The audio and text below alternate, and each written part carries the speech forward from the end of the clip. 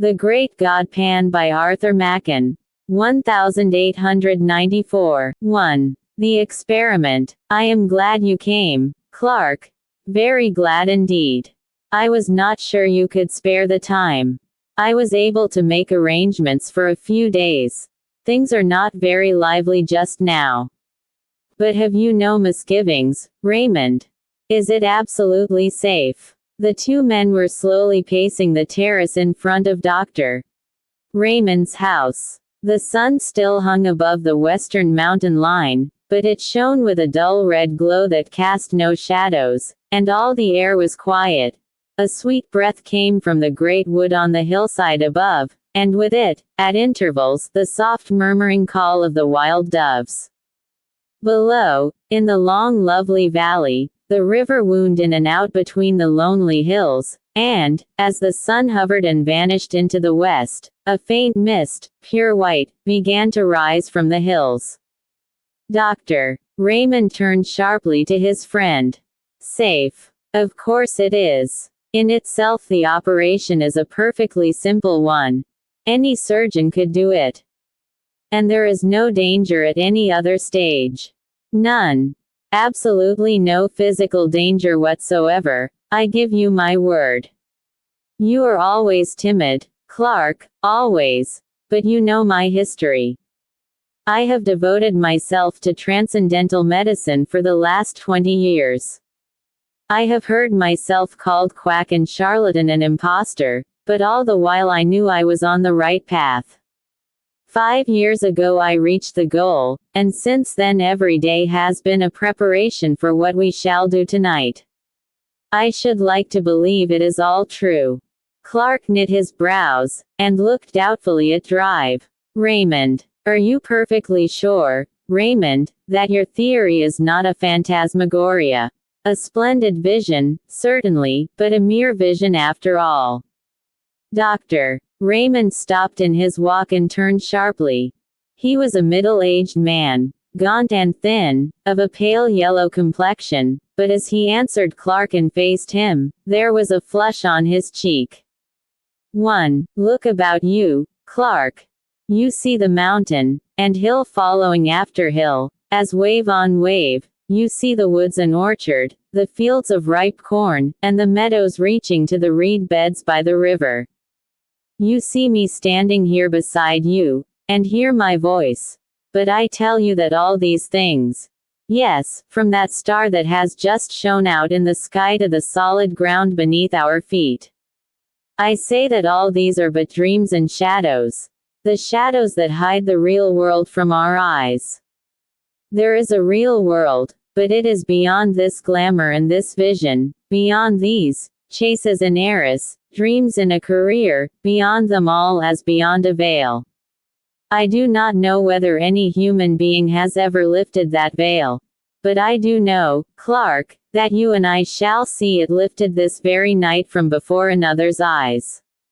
You may think this all strange nonsense. It may be strange, but it is true, and the ancients knew what lifting the veil means. They called it seeing the god Pan. Clark shivered. The white mist gathering over the river was chilly. It is wonderful indeed, he said. We are standing on the brink of a strange world, Raymond, if what you say is true. I suppose the knife is absolutely necessary. Yes. A slight lesion in the gray matter, that is all.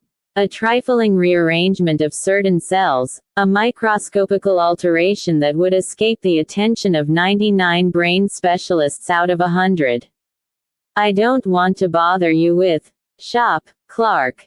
I might give you a mass of technical detail which would sound very imposing, and would leave you as enlightened as you are now. But I suppose you have read, casually, in out-of-the-way corners of your paper, that immense strides have been made recently in the physiology of the brain. I saw a paragraph the other day about Digby's theory, and Brown-Faber's discoveries. Theories and discoveries. Where they are standing now, I stood 15 years ago, and I need not tell you that I have not been standing still for the last 15 years. It will be enough if I say that 5 years ago I made the discovery that I alluded to when I said that 10 years ago I reached the goal. After years of labor, after years of toiling and groping in the dark, after days and nights of disappointments and sometimes of despair, in which I used now and then to tremble and grow cold with the thought that perhaps, at last, after so long, a pang of sudden joy thrilled my soul, and I knew the long journey was at an end. By what seemed then and still seems a chance, the suggestion of a moment's idle thought followed up upon familiar lines and paths that I had tracked 100 times already, the great truth burst upon me, and I saw, mapped out in lines of sight, a whole world, a sphere unknown, continents and islands, and great oceans in which no ship has sailed to my belief since a man first lifted up his eyes and beheld the sun, and the stars of heaven, and the quiet earth beneath. You will think this all high-flown language, Clark, but it is hard to be literal. And yet, I do not know whether what I am hinting at cannot be set forth in plain and lonely terms. For instance, this world of ours is pretty well girded now with the telegraph wires and cables. Thought, with something less than the speed of thought, flashes from sunrise to sunset, from north to south, across the floods and the desert places. Suppose that an electrician of today were suddenly to perceive that he and his friends have merely been playing with pebbles and mistaking them for the foundations of the world. Suppose that such a man saw uttermost space lie open before the current, and words of men flash forth to the sun and beyond the sun into the systems beyond, and the voice of articulate speaking men echo in the waste void that bounds our thought. As analogies go, that is a pretty good analogy of what I have done. You can understand now a little of what I felt as I stood here one evening. It was a summer evening, and the valley looked much as it does now. I stood here, and saw before me the unutterable, the unthinkable gulf that yawns profound between two worlds, the world of matter and the world of spirit. I saw the great empty deep stretch dim before me, and in that instant a bridge of light leapt from the earth to the unknown shore, and the abyss was spanned. You may look in Brown Faber's book, if you like, and you will find that to the present day men of science are unable to account for the presence, or to specify the functions of a certain group of nerve cells in the brain. That group is, as it were, land to let, a mere waste place for fanciful theories. I am not in the position of Brown Faber and the specialists. I am perfectly instructed as to the possible functions of those nerve centers in the scheme of things. With a touch I can bring them into play. With a touch, I say, I can set free the current. With a touch I can complete the communication between this world of sense and we shall be able to 3. Finish the sentence later on. Yes, the knife is necessary. But think what that knife will effect. It will level utterly the solid wall of sense, and probably, for the first time since man was made, a spirit will gaze on a spirit world. Clark, Mary will see the God Pan. But you remember what you wrote to me. I thought it would be requisite that she. He whispered the rest into the doctor's ear. Not at all, not at all. That is nonsense. I assure you. Indeed, it is better as it is. I am quite certain of that. Consider the matter well, Raymond. It's a great responsibility. Something might go wrong. You would be a miserable man for the rest of your days. No, I think not, even if the worst happened. As you know, I rescued Mary from the gutter, and from almost certain starvation, when she was a child. I think her life is mine, to use as I see fit. Come, it is getting late. We had better go in. Doctor. Raymond led the way into the house, through the hall, and down a long dark passage. He took a key from his pocket and opened a heavy door, and motioned Clark into his laboratory. It had once been a billiard room, and was lighted by a glass dome in the center of the ceiling, whence there still shone a sad gray light on the figure of the doctor as he lit a lamp with a heavy shade and placed it on a table in the middle of the room. Clark looked about him. Scarcely a foot of wall remained bare. There were shelves all around laden with bottles and phials of all shapes and colors, and at one end stood a little Chippendale bookcase. Raymond pointed to this. "You see that parchment, Oswald Crolius?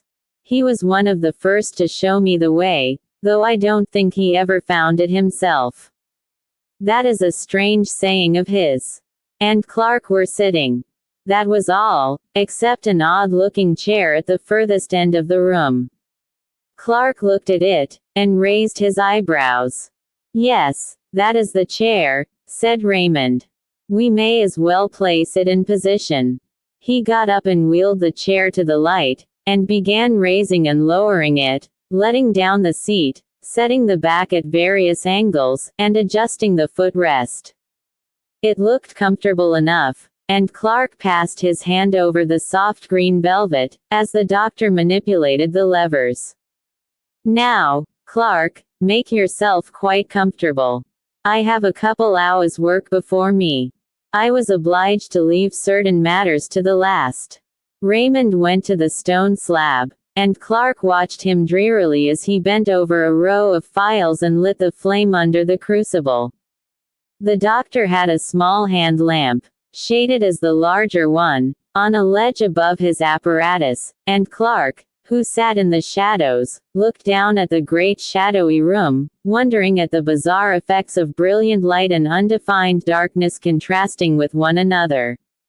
Soon he became conscious of an odd odor, at first the merest suggestion of odor, in the room, and as it grew more decided he felt surprised that he was not reminded of the chemist's shop or the surgery. Clark found himself idly endeavoring to analyze the sensation, and half-conscious, he began to think of a day, 15 years ago, that he had spent roaming through the woods and meadows near his own home. It was a burning day at the beginning of August. The heat had dimmed the outlines of all things and all distances with a faint mist, and people who observed the thermometer spoke of an abnormal register, of a temperature that was almost tropical. Strangely, that wonderful hot day of the 50s rose up again in Clark's imagination. The sense of dazzling all-pervading sunlight seemed to blot out the shadows and the lights of the laboratory, and he felt again the heated air beating in gusts about his face, saw the shimmer rising from the turf, and heard the myriad murmur of the summer. "I hope the smell doesn't annoy you, Clark. There's nothing unwholesome about it. It may make you a bit sleepy, that's all." Clark heard the words quite distinctly, and knew the lethargy. He could only think of the lonely walk he had taken 15 years ago. It was his last look at the fields and woods he had known since he was a child, and now it all stood out in brilliant light, as a picture, before him. Above all there came to his nostrils the scent of summer, the smell of flowers mingled, and the odor of the woods, of cool shaded places, deep in the green depths, drawn forth by the sun's heat. And the scent of the good earth, lying as it were with arms stretched forth, and smiling lips, overpowered all. His fancies made him wander, as he had wandered long ago, from the fields into the wood, tracking a little path between the shining undergrowth of beech trees. And the trickle of water dropping from the limestone rock sounded as a clear melody in the dream. Thoughts began to go astray and to mingle with other thoughts. The beech alley was transformed to a path between ilex trees, and here and there a vine climbed from bough to bough, and sent up waving tendrils and drooped with purple grapes, and the sparse gray-green leaves of a wild olive tree stood out against the dark shadows of the ilex.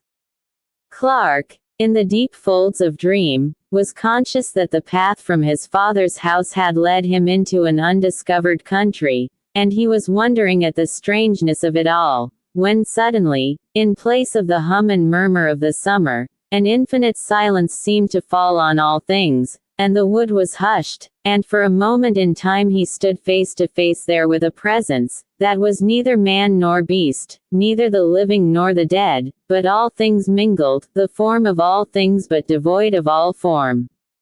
And in that moment, the sacrament of body and soul was dissolved, and a voice seemed to cry, "Let us go hence," and then the darkness of darkness beyond the stars, the darkness of everlasting. When Clark woke up with a start, he saw Raymond pouring a few drops of some oily fluid into a green phial, which he stoppered tightly. "You have been dozing," he said. "The journey must have tired you out. It is done now. I am going to fetch Mary. I shall be back in 10 minutes. Clark lay back in his chair and wondered. It seemed as if he had but passed from one dream into another. He half expected to see the walls of the laboratory melt and disappear, and to awake in London, shuddering at his own sleeping fancies. But at last the door opened, and the doctor returned. 6. And behind him came a girl of about 17, dressed all in white. She was so beautiful that Clark did not wonder at what the doctor had written to him. She was blushing now over face and neck and arms, but Raymond seemed unmoved. "Mary," he said, "the time has come. You are quite free. Are you willing to trust yourself to me entirely?" "Yes, dear. Do you hear that, Clark? You are my witness. Here is the chair, Mary. It is quite easy. Just sit in it and lean back. Are you ready?" "Yes, dear, quite ready. Give me a kiss before you begin." The doctor stooped and kissed her mouth, kindly enough. "Now shut your eyes," he said. The girl closed her eyelids, as if she were tired, and longed for sleep, and Raymond placed the green phial to her nostrils. Her face grew white, whiter than her dress. She struggled faintly, and then with the feeling of submission strong within her, crossed her arms upon her breast as a little child about to say her prayers. The bright light of the lamp fell full upon her, and Clark watched changes fleeting over her face as the changes of the hills when the summer clouds float across the sun. And then she lay all white and still, and the doctor turned up one of her eyelids. She was quite unconscious. Raymond pressed hard on one of the levers and the chair instantly sank back. Clark saw him cutting away a circle, like a tonsure, from her hair, and the lamp was moved nearer. Raymond took a small glittering instrument from a little case, and Clark turned away shudderingly. When he looked again, the doctor was binding up the wound he had made. "She will awake in 5 minutes. Raymond was still perfectly cool. "There is nothing more to be done. We can only wait." The minutes passed slowly. They could hear a slow, heavy, ticking. There was an old clock in the passage. Clark felt sick and faint. His knees shook beneath him, he could hardly stand. Suddenly, as they watched, they heard eyes opened. Clark quailed before them. They shone with an awful light, looking far away, and a great wonder fell upon her face, and her hands stretched out as if to touch what was invisible. But in an instant the wonder faded, and gave place to the most awful terror. The muscles of her face were hideously convulsed. She shook from head to foot. The soul seemed struggling and shuddering within the house of flesh. It was a horrible sight, and Clark rushed forward, as she fell shrieking to the floor. 3 days later Raymond took Clark to Mary's bedside. She was lying wide awake, rolling her head from side to side, and grinning vacantly. "Yes," said the doctor, still quite cool, "it is a great pity. She is a hopeless idiot. However, it could not be helped. And, after all, she has seen the great god Pan." 2. Mr. Clark's Memoirs. Mr. Clark, the gentleman chosen by Dr. Raymond to witness the strange experiment of the god Pan, was a person in whose character caution and curiosity were oddly mingled. In his sober moments he thought of the unusual and eccentric with undisguised aversion, and yet, deep in his heart, there was a wide-eyed inquisitiveness with respect to all the more recondite and esoteric elements in the nature of men. The latter tendency had prevailed when he accepted Raymond's invitation, for though his considered judgment had always repudiated the doctor's theories as the wildest nonsense, yet he secretly hugged a belief in fantasy, and would have rejoiced to see that belief confirmed. The horrors that he witnessed in the dreary laboratory were to a certain extent salutary. He was conscious of being involved in an affair not altogether reputable, and for many years afterwards he clung bravely to the commonplace, and rejected all occasions of occult investigation. Indeed, on some homeopathic principle, he for some time attended the séances of distinguished mediums, hoping that the clumsy tricks of these gentlemen would make him altogether disgusted with mysticism of every kind, but the remedy, though caustic, was not efficacious. Clark knew that he still pined for the unseen, and little by little, the old passion began to reassert itself, as the face of Mary, shuddering and convulsed with an unknown terror, faded slowly from his memory. Occupied all day in pursuits both serious and lucrative, the temptation to relax in the evening was too great, especially in the winter months, when the fire cast a warm glow over his snug bachelor apartment, and a bottle of some choice claret stood ready by his elbow. His dinner digested, he would make a brief pretense of reading the evening paper, but the mere catalogue of news soon palled upon him, and Clark would find himself casting glances of warm desire in the direction of an old Japanese bureau, which stood at a pleasant distance from the hearth. Like a boy before a jam closet, for a few minutes he would hover indecisive, but lust always prevailed, and Clark ended by drawing up his chair, lighting a candle, and sitting down before the bureau. Its pigeonholes and drawers teemed with documents on the most morbid subjects, and in the well reposed a large manuscript volume, in which he had painfully entered gems of his collection. Clark had a fine contempt for published literature. The most ghostly story ceased to interest him if it happened to be printed. His sole pleasure was in the reading, compiling, and rearranging what he called his memoirs to prove the existence of the devil, and engaged in this pursuit the evening seemed to fly and the night appeared too short. On one particular evening, an ugly December night, black with fog, and raw with frost, Clark hurried over his dinner, and scarcely deigned to observe his customary ritual of taking up the paper and laying it down again. He paced 2 or 3 times up and down the room, and opened the bureau, stood still a moment, and sat down. He leant back, absorbed in one of those dreams to which he was subject, and at length drew out his book, and opened it at the last entry.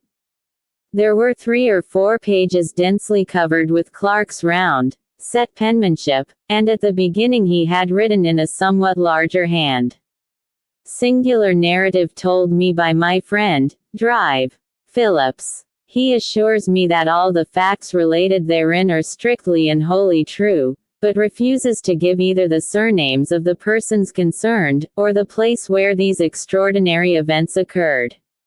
Mr. Clark began to read over the account for the 10th time, glancing now and then at the pencil notes he had made when it was told him by his friend. It was one of his humors to pride himself on a certain literary ability. He thought well of his style, and took pains in arranging the circumstances in dramatic order. He read the following story. The persons concerned in this statement are Helen B., who, if she is still alive, must now be a woman of 23, Rachel M., since deceased, who was a year younger than the above, and Trevor W., an imbecile, aged 18. These persons were at the period of the story, some 11 years ago. Helen B. came to the village under rather peculiar circumstances. It is understood that she, being an orphan, was adopted in her infancy by a distant relative, who brought her up in his own house until she was 12 years old. Thinking, however, that it would be better for the child to have playmates of her own age, he advertised in several local papers for a good home in a comfortable farmhouse for a girl of 12, and this advertisement was answered by Mr. R. A well-to-do farmer in the above-mentioned village. His references proving satisfactory, the gentleman sent his adopted daughter to Mr. R. with a letter, in which he stipulated that the girl should have a room to herself, and stated that her guardians need be at no trouble in the matter of education, as she was already sufficiently educated for the position in life which she would occupy. In fact, Mr. R. was given to understand that the girl be allowed to find her own occupations and to spend her time almost as she liked. Mr. R.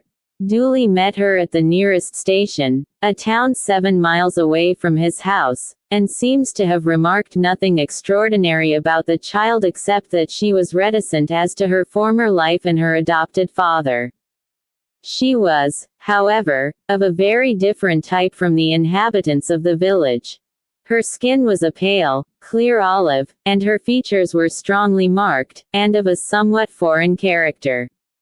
She appears to have settled down easily enough into farmhouse life, and became a favorite with the children, who sometimes went with her on her rambles in the forest, for this was her amusement. Mr. R.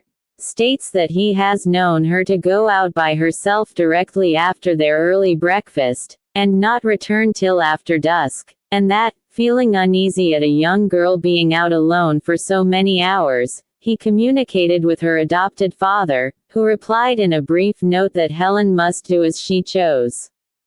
In the winter, when the forest paths are impassable, she spent most of her time in her bedroom, where she slept alone, according to the instructions of her relative. It was on one of these expeditions to the forest that the first of the singular incidents with which this girl is connected occurred, the date being about a year after her arrival at the village. The preceding winter had been remarkably severe, the snow drifting to a great depth, and the frost continuing for an unexampled forest, taking with her, as usual, some bread and meat for lunch.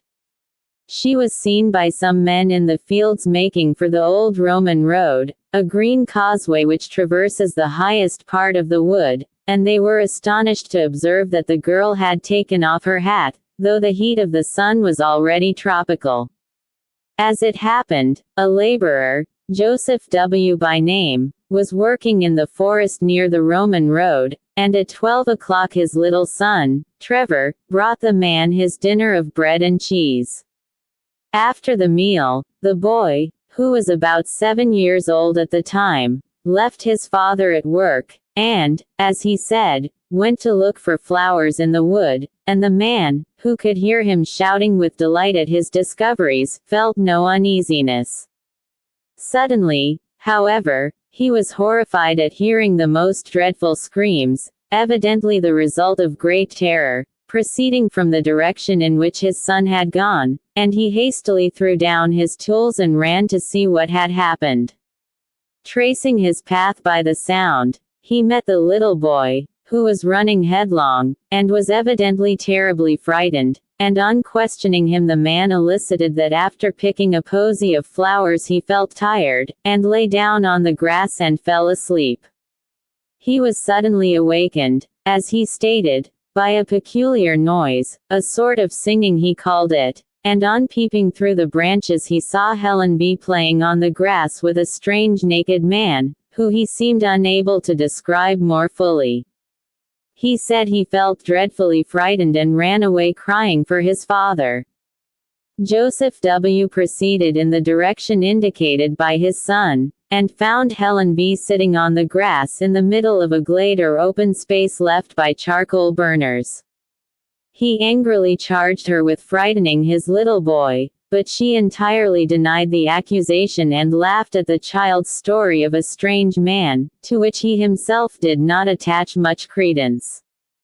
Joseph W. came to the conclusion that the boy had woke up with a sudden fright, as children sometimes do, but Trevor persisted in his story, and continued in such evident distress that at last his father took him home, hoping that his mother would be able to soothe him. For many weeks, however, the boy gave his parents much anxiety. He became nervous and strange in his manner, refusing to leave the cottage by himself, and constantly alarming the household by waking in the night with cries of the man in the wood. Father! Father! 12. In course of time, however, the impression seemed to have worn off, and about 3 months later he accompanied his father to the home of a gentleman in the neighborhood, for whom Joseph W. occasionally did work. The man was shown into the study, and the little boy was left sitting in the hall, and a few minutes later, while the gentleman was giving W. his instructions, they were both horrified by a piercing shriek and the sound of a fall, and rushing out they found the child lying senseless on the floor, his face contorted with terror. The doctor was immediately summoned, and after some examination he pronounced the child to be suffering from a kind of fit, apparently produced by a sudden shock. The boy was taken to one of the bedrooms, and after some time recovered consciousness, but only to pass into a condition described by the medical man as one of violent hysteria. The doctor exhibited a strong sedative, and in the course of 2 hours pronounced him fit to walk home, but in passing through the hall the paroxysms of fright returned and with additional violence.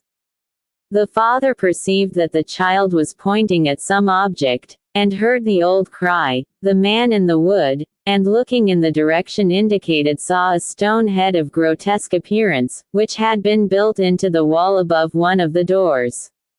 It seems the owner of the house had recently made alterations in his premises, and on digging the foundations for some offices, the men had found a curious head, evidently of the Roman period, which had been placed in the manner described.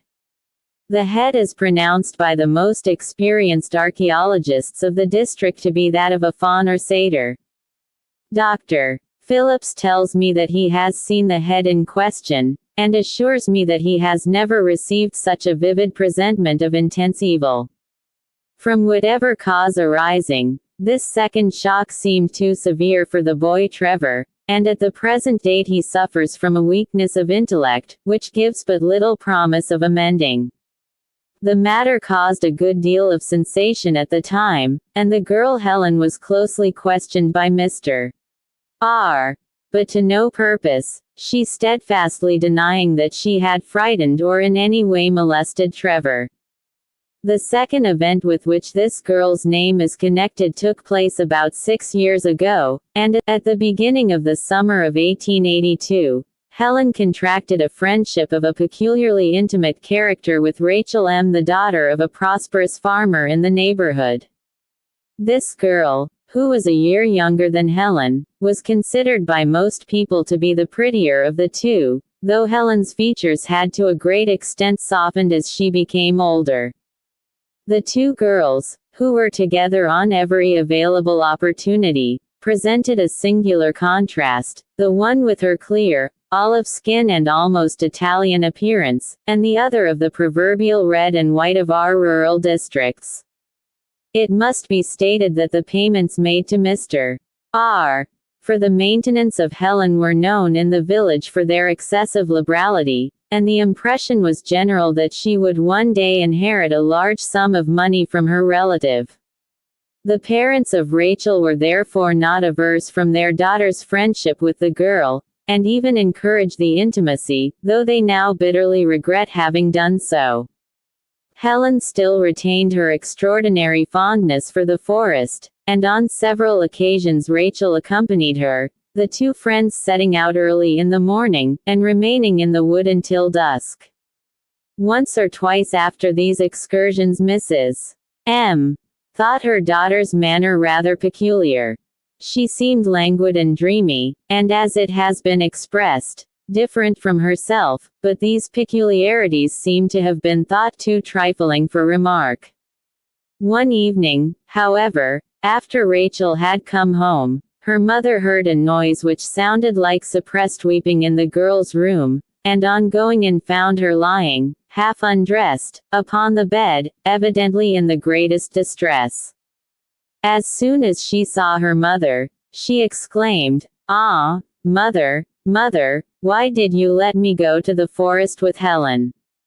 Mrs. M. was astonished at so strange a question, and proceeded to make inquiries. Rachel told her a wild story. She said. Clark closed the book with a snap, and turned his chair towards the fire. When his friend sat one evening in that very chair, and told his story, Clark had interrupted him at a point a little subsequent to this, had cut short his words in a paroxysm of horror. "My God!" he had exclaimed, think what you are saying. Things as this. There must be some explanation, some way out of the terror. Why, man, if such a case were possible, our earth would be a nightmare. But Phillips had told his story to the end, concluding, "Her flight remains a mystery to this day. She vanished in broad sunlight. They saw her walking in a meadow, and a few moments later she was not there." Clark tried to conceive the thing again, as he sat by the fire, and again his mind shuddered and shrank back, appalled before the sight of such awful, unspeakable elements enthroned as it were, and triumphant in human flesh. Before him stretched the long dim vista of the green causeway in the forest, as his friend had described it. He saw the swaying leaves and the quivering shadows on the grass, he saw the sunlight and the flowers, and far away, far in the long distance, the two figures moved toward him. One was Rachel, but the other. Clark had tried his best to disbelieve it all, but at the end of the account, as he had written it in his book, he had placed the inscription 3. The City of Resurrections. Herbert. Good God. Is it possible? Yes. My name's Herbert. I think I know your face, too, but I don't remember your name. My memory is very queer. Don't you recollect Villiers of Wadham? So it is, so it is. I beg your pardon, Villiers, I didn't think I was begging of an old college friend. Good night. My dear fellow, this haste is unnecessary. My rooms are close by, but we won't go there just yet. Suppose we walk up Shaftesbury Avenue a little way. But how in heaven's name have you come to this pass, Herbert? It's a long story, Villiers, and a strange one too, but you can hear it if you like. Come on, then. Take my arm, you don't seem very strong. The ill-assorted pair moved slowly up Rupert Street. The one in dirty, evil-looking rags, and the other attired in the regulation uniform of a man about town, trim, glossy, and eminently well-to-do. Villiers had emerged from his restaurant after an excellent dinner of many courses, assisted by an ingratiating little flask of Chianti, and, in that frame of mind which was with him almost chronic, had delayed a moment by the door, peering round in the dimly lighted street in search of those mysterious incidents and persons with which the streets of London teem in every quarter and every hour. Villiers prided himself as a practiced explorer of such obscure mazes and byways of London life, and in this unprofitable pursuit he displayed an assiduity which was worthy of more serious employment. Thus he stood by the lamp-post surveying the passers-by with undisguised curiosity, and with that gravity known only to the systematic diner, had just enunciated in his mind the formula. London has been called the City of Encounters. It is more than that, it is the City of Resurrections, when these reflections were suddenly interrupted by a piteous whine at his elbow, and a deplorable 16. Appeal for alms. He looked around in some irritation, and with a sudden shock found himself confronted with the embodied proof of his somewhat stilted fancies. There, close beside him, his face altered and disfigured by poverty and disgrace, his body barely covered by greasy ill-fitting rags, stood his old friend Charles Herbert, who had matriculated on the same day as himself, with whom he had been merry and wise for 12 revolving terms. Different occupations and varying interests had interrupted the friendship, and it was 6 years since Villiers had seen Herbert. And now he looked upon this wreck of a man with grief and dismay, mingled with a certain inquisitiveness as to what dreary chain of circumstances had dragged him down to such a doleful pass. Villiers felt together with compassion all the relish of the amateur in mysteries, and congratulated himself on his leisurely speculations outside the restaurant. They walked on in silence for some time, and more than one passer-by stared in astonishment at the unaccustomed spectacle of a well-dressed man with an unmistakable beggar hanging on to his arm, and, observing this, Villiers led the way to an obscure street in Soho. Here he repeated his question. "How on earth has it happened, Herbert? I always understood you would succeed to an excellent position in Dorsetshire. Did your father disinherit you?" "Surely not. No, Villiers. I came into all the property at my poor father's death. He died a year after I left Oxford. He was a very good father to me, and I mourned his death sincerely enough. But you know what young men are. A few months later I came up to town and went a good deal into society.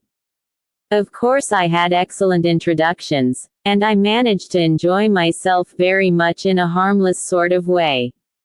I played a little, certainly, but never for heavy stakes, and the few bets I made on races brought me in money. Only a few pounds, you know, but enough to pay for cigars and such petty pleasures. It was in my second season that the tide turned. Of course you have heard of my marriage." "No, I never heard anything about it."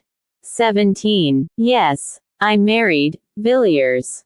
I met a girl of the most wonderful and most strange beauty, at the house of some people whom I knew. I cannot tell you her age. I never knew it, but, so far as I can guess, I should think she must have been about 19 when I made her acquaintance. My friends had come to know her at Florence. She told them she was an orphan, the child of an English father and an Italian mother, and she charmed them as she charmed me. The first time I saw her was at an evening party. I was standing by the door talking to a friend, when suddenly above the hum and babble of conversation I heard a voice which seemed to thrill to my heart. She was singing an Italian song. I was introduced to her that evening, and in 3 months I married Helen. Villiers, that woman, if I can call her woman, corrupted my soul. The night of the wedding I found myself sitting in her bedroom in the hotel, listening to her talk. She was sitting up in bed, and I listened to her as she spoke in her beautiful voice, spoke of things which even now I would not dare whisper in the blackest night, though I stood in the midst of a wilderness. You, Villiers, you may think you know life, and London, and what goes on day and night in this dreadful city. For all I can say you may have heard the talk of the vilest, but I tell you you can have no conception of what I know. Not in your most fantastic, hideous dreams can you have imaged forth the faintest shadow of what I have heard. And seen. Yes, seen. I have seen the incredible, such horrors that even I myself sometimes stop in the middle of the street and ask whether it is possible for a man to behold such things alive. In a year, Villiers, I was a ruined man, in body and soul. In body and soul. But your property, Herbert. You had land in Dorset. I sold it all. The fields and woods, the dear old house, everything. And the money. She took it all from me. And then left you. Yes. She disappeared one night. I don't know where she went, but I am sure if I saw her again it would kill me. The rest of my story is of no interest. Sordid misery, talked for effect.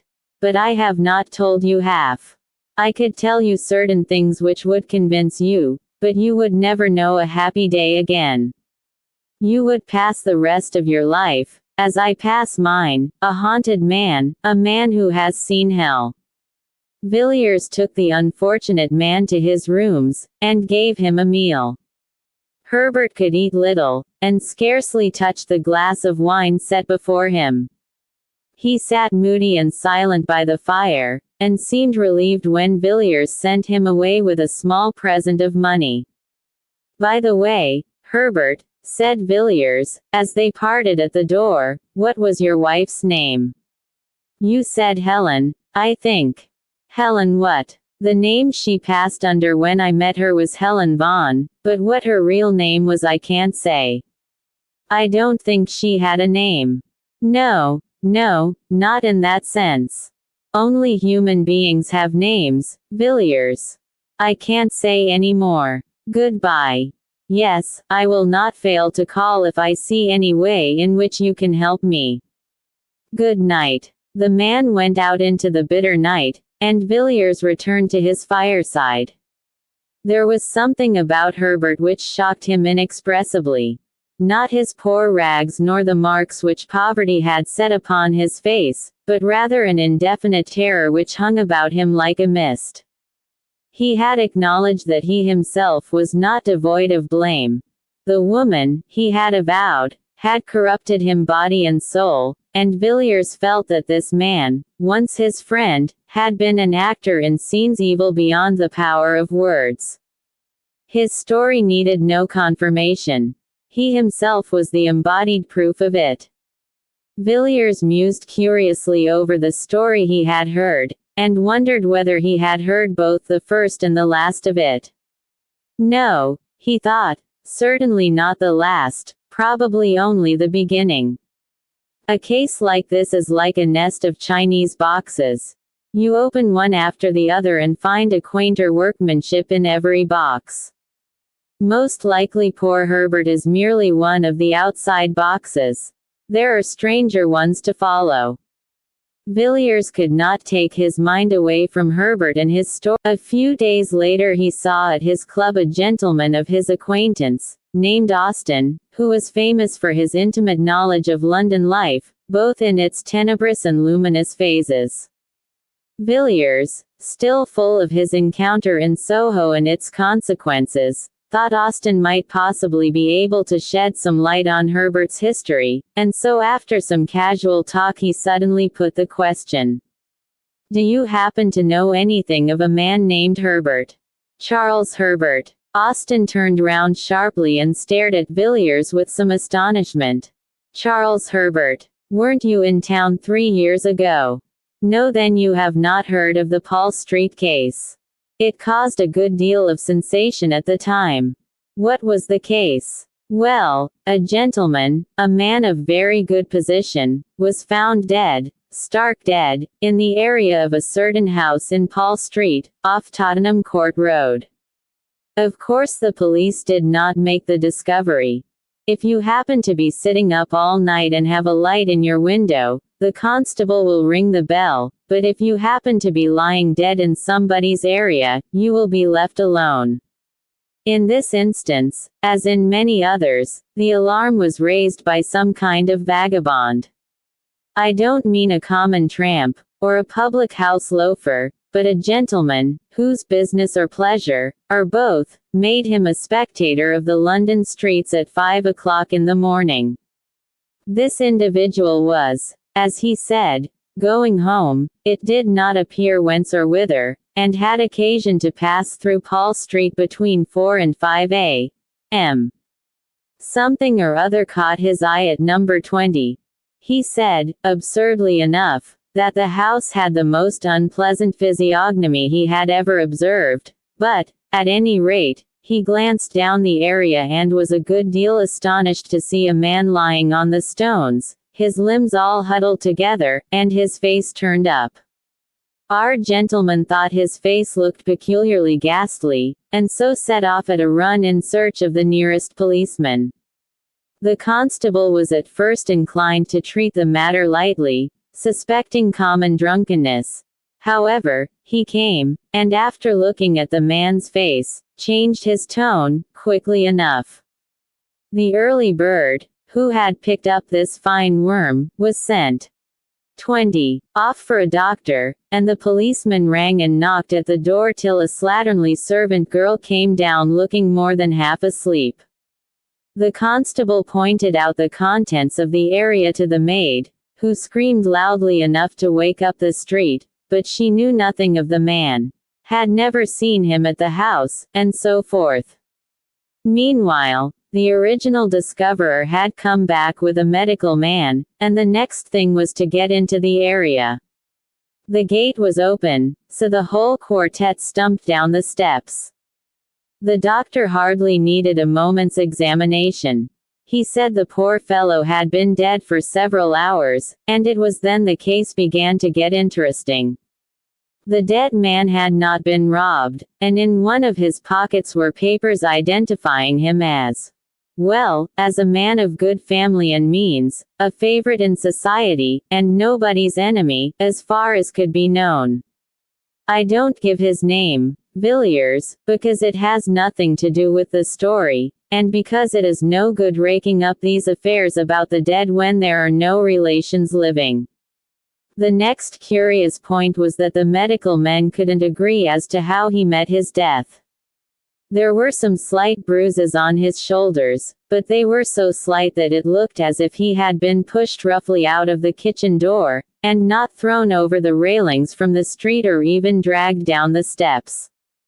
But there were positively no other marks of violence about him, certainly none that would account for his death. And when they came to the autopsy, there wasn't a trace of poison of any kind.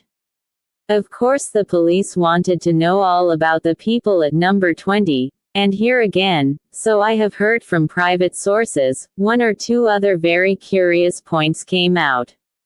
It appears that the occupants of the house were a Mr. and Mrs. Charles Herbert. He was said to be a landed proprietor, though it struck most people that Paul Street was not exactly the place to look for country gentry. As for Mrs. Herbert, nobody seemed to know who or what she was, and, between ourselves, I fancy the divers after her history found themselves in rather strange waters. Of course they both denied knowing anything about the deceased, and in default of any evidence against them they were discharged. But some very odd things came out about them. Though it was between 5 and 6 in the morning when the dead man was removed, a large crowd had collected, and several of the neighbors ran to see what was going on. They were pretty free with their comments, by all accounts, and number 20 was in very bad odor in Paul Street. The detectives tried to trace down these rumors to some solid foundation of fact, but could not get hold of anything. People shook their heads and raised their eyebrows and thought the Herberts rather queer, would rather not be seen going into their house, and so on, but there was nothing tangible. The authorities were morally certain the man met his death in some way or another in the house and was thrown out by the kitchen door, but they couldn't prove it, and the absence of any indications of violence or poisoning left them helpless. An odd case, wasn't it? But curiously enough, there's something more that I haven't told you. I happen to know one of the doctors who was consulted as to the cause of death, and some time after the inquest I met him, and asked him about it. Do you really mean to tell me, I said, that you were baffled by the case, that you actually don't know what the man died of? Pardon me, he replied, I know perfectly well what caused death. Blank died of fright, of sheer, awful terror. I never saw features so hideously contorted in the entire course of my practice, and I have seen the faces of a whole host of dead. The doctor was usually a cool customer enough, and a certain vehemence in his manner struck me, but I couldn't get anything more out of him. I suppose the Treasury didn't see their way to prosecuting the Herberts for frightening a man to death. At any rate, nothing was done, and the case dropped out of men's minds. Do you happen to know anything of Herbert? Well, replied Villiers, he was an old college friend of mine. You don't say so. Have you ever seen his wife? No, I haven't. I have lost sight of Herbert for many years. It's queer, isn't it? Parting with a man at the college gate or at Paddington, seeing nothing of him for years, and then finding repulsive they had ever set eyes on. I have spoken to a man who saw her, and I assure you he positively shuddered as he tried to describe the woman, but he couldn't tell why. She seems to have been a sort of enigma. And I expect if that one dead man could have told tales, he would have told some uncommonly queer ones. And there you are again in another puzzle. What could a respectable country gentleman like Mr. Blank, we'll call him that if you don't mind, want in such a very queer house as number 20? It's altogether a very odd case, isn't it? It is indeed, Austin. An extraordinary case. I didn't think, when I asked you about my old friend, I should strike on such strange metal. Well, I must be off. Good day. Villiers went away. 4. The discovery in Paul Street. A few months after Villiers' meeting with Herbert, Mr. Clark was sitting, as usual, by his after-dinner hearth, resolutely guarding his fancies from wandering in the direction of the bureau. For more than a week he had succeeded in keeping away from the memoirs, and he cherished hopes of a complete self-reformation. But, in spite of his endeavors, he could not hush the wonder and the strange curiosity that the last case he had written down had excited within him. He had put the case, or rather the outline of it, conjecturally to a scientific friend, who shook his head, and thought Clark getting queer, and on this particular evening Clark was making an effort to rationalize the story, when a sudden knock at the door roused him from his meditations. Mr. Villiers to see you, sir. Dear me, Villiers, it is very kind of you to look me up. I have not seen you for many months. I should think nearly a year. Come in, come in. And how are you, Villiers? Want any advice about investments? No, thanks, I fancy everything I have in that way is pretty safe. No, Clark, I have really come to consult you about a rather curious matter that has been brought under my notice of late. I am afraid you will think it all rather absurd when I tell my tale. I sometimes think so myself, and that's just what I made up my mind to come to you, as I know you're a practical man. Mr. Villiers was ignorant of the memoirs to prove the existence of the devil. Well, Villiers, I shall be happy to give you my advice, to the best of my ability. What is the nature of the case? It's an extraordinary thing altogether. You know my ways. I always keep my eyes open in the streets, and in my time I have chanced upon some queer customers, and queer cases too, but this, I think, beats all. I was coming out of a restaurant one nasty winter night about 3 months ago. I, 24, had had a capital dinner and a good bottle of Chianti, and I stood for a moment on the pavement, thinking what a mystery there is about London streets and the companies that pass along them. A bottle of red wine encourages these fancies, Clark, and I dare say I should have thought a page of small type, but I was cut short by a beggar who had come behind me, and was making the usual appeals. Of course I looked round, and this beggar turned out to be what was left of an old friend of mine, a man named Herbert. I asked him how he had come to such a wretched pass, and he told me. We walked up and down one of those long and dark Soho streets, and there I listened to his story. He said he had married a beautiful girl, some years younger than himself, and, as he put it, she had corrupted him body and soul. He wouldn't go into details. He said he dare not, that what he had seen and heard haunted him by night and day, and when I looked in his face I knew he was speaking the truth. There was something about the man that made me shiver. I don't know why, but it was there. I gave him a little money and sent him away, and I assure you that when he was gone I gasped for breath. His presence seemed to chill one's blood. Isn't this all just a little fanciful, Villiers?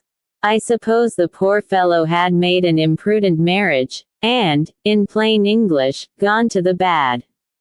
Well, listen to this. Villiers told Clark the story he had heard from Austen. You see, he concluded, there can be but little doubt that this Mr. Blank, whoever he was, died of sheer terror.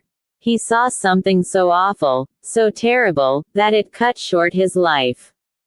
And what he saw, he most certainly saw in that house, which, somehow or other, had got a bad name in the neighborhood. I had the curiosity to go and look at the place for myself. It's a saddening kind of street. The houses are old enough to be mean and dreary, but not old enough to be quaint. As far as I could see, most of them are let in lodgings, furnished and unfurnished, and almost every door has 3 bells to it.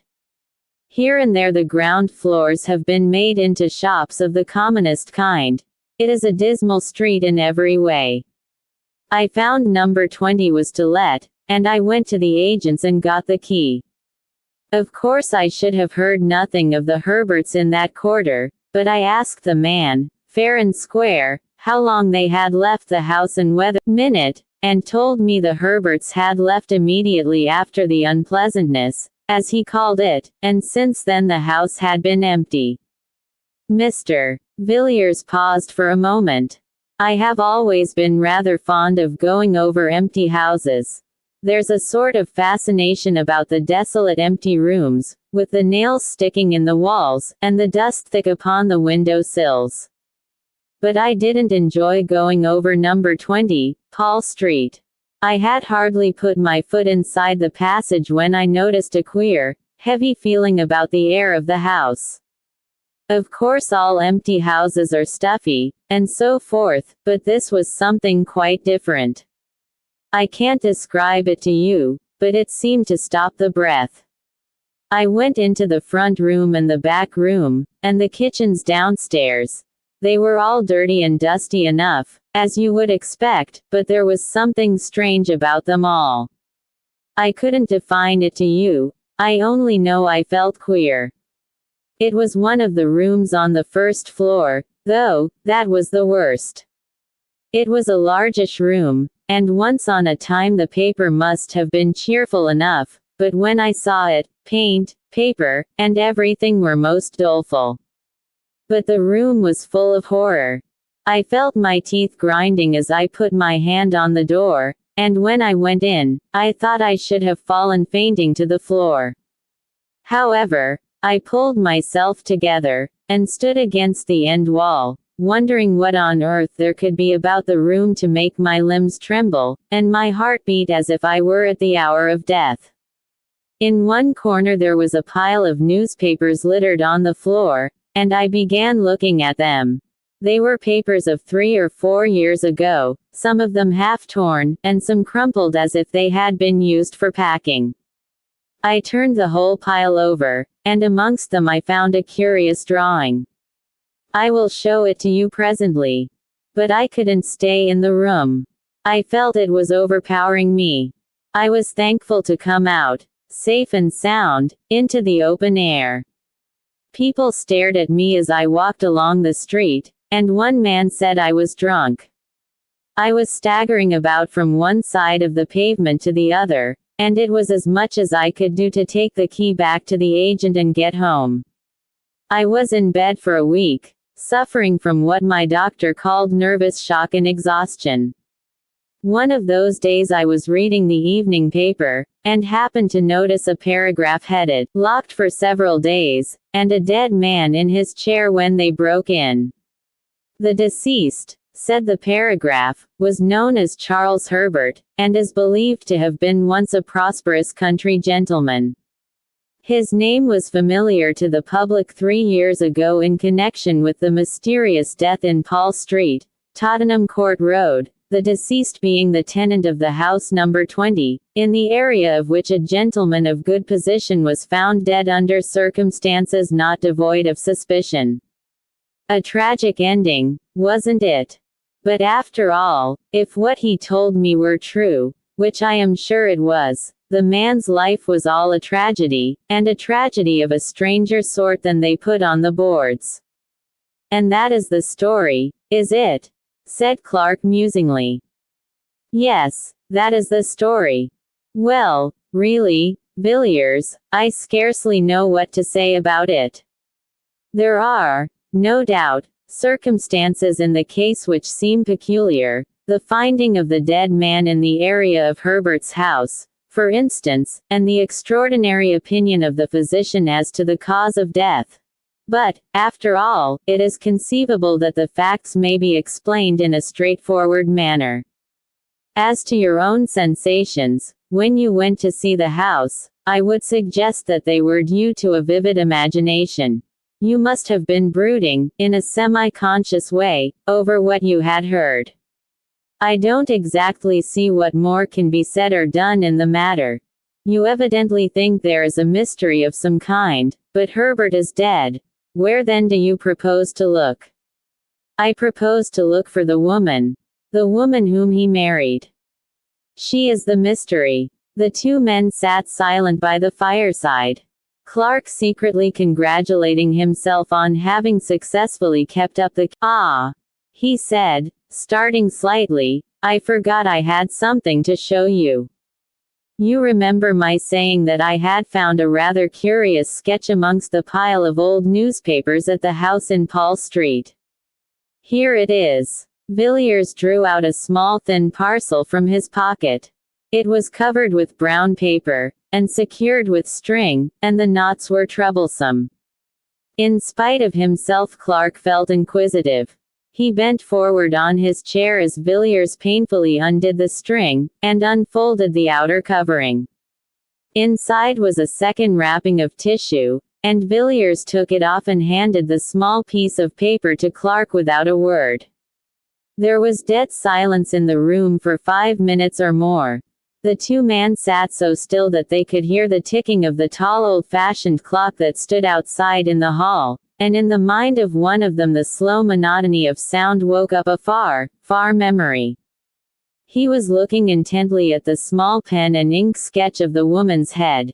It had evidently been drawn with great care, and by a true artist, for the woman's soul looked out of the eyes, and the lips were parted with a strange smile.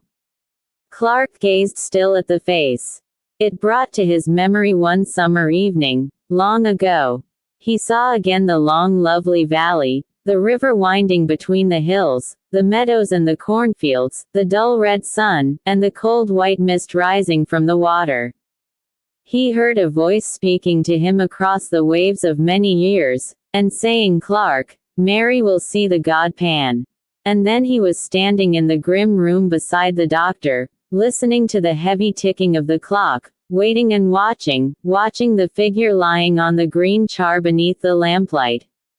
Mary rose up, and he looked into her eyes, and his heart grew cold within him. Who is this woman? He said at last. His voice was dry and hoarse. That is the woman who Herbert married. Clark looked again at the sketch. It was not Mary after all. There certainly was Mary's face, but there was something else, something he had not seen on Mary's features when the white-clad girl entered the laboratory with the doctor, nor at her terrible awakening, nor when she lay grinning on the bed. Whatever it was, the glance that came from those eyes, the smile on the full lips, or the expression of the whole face, Clark shuddered before it at his 28 inmost soul, and thought, unconsciously, of Dr.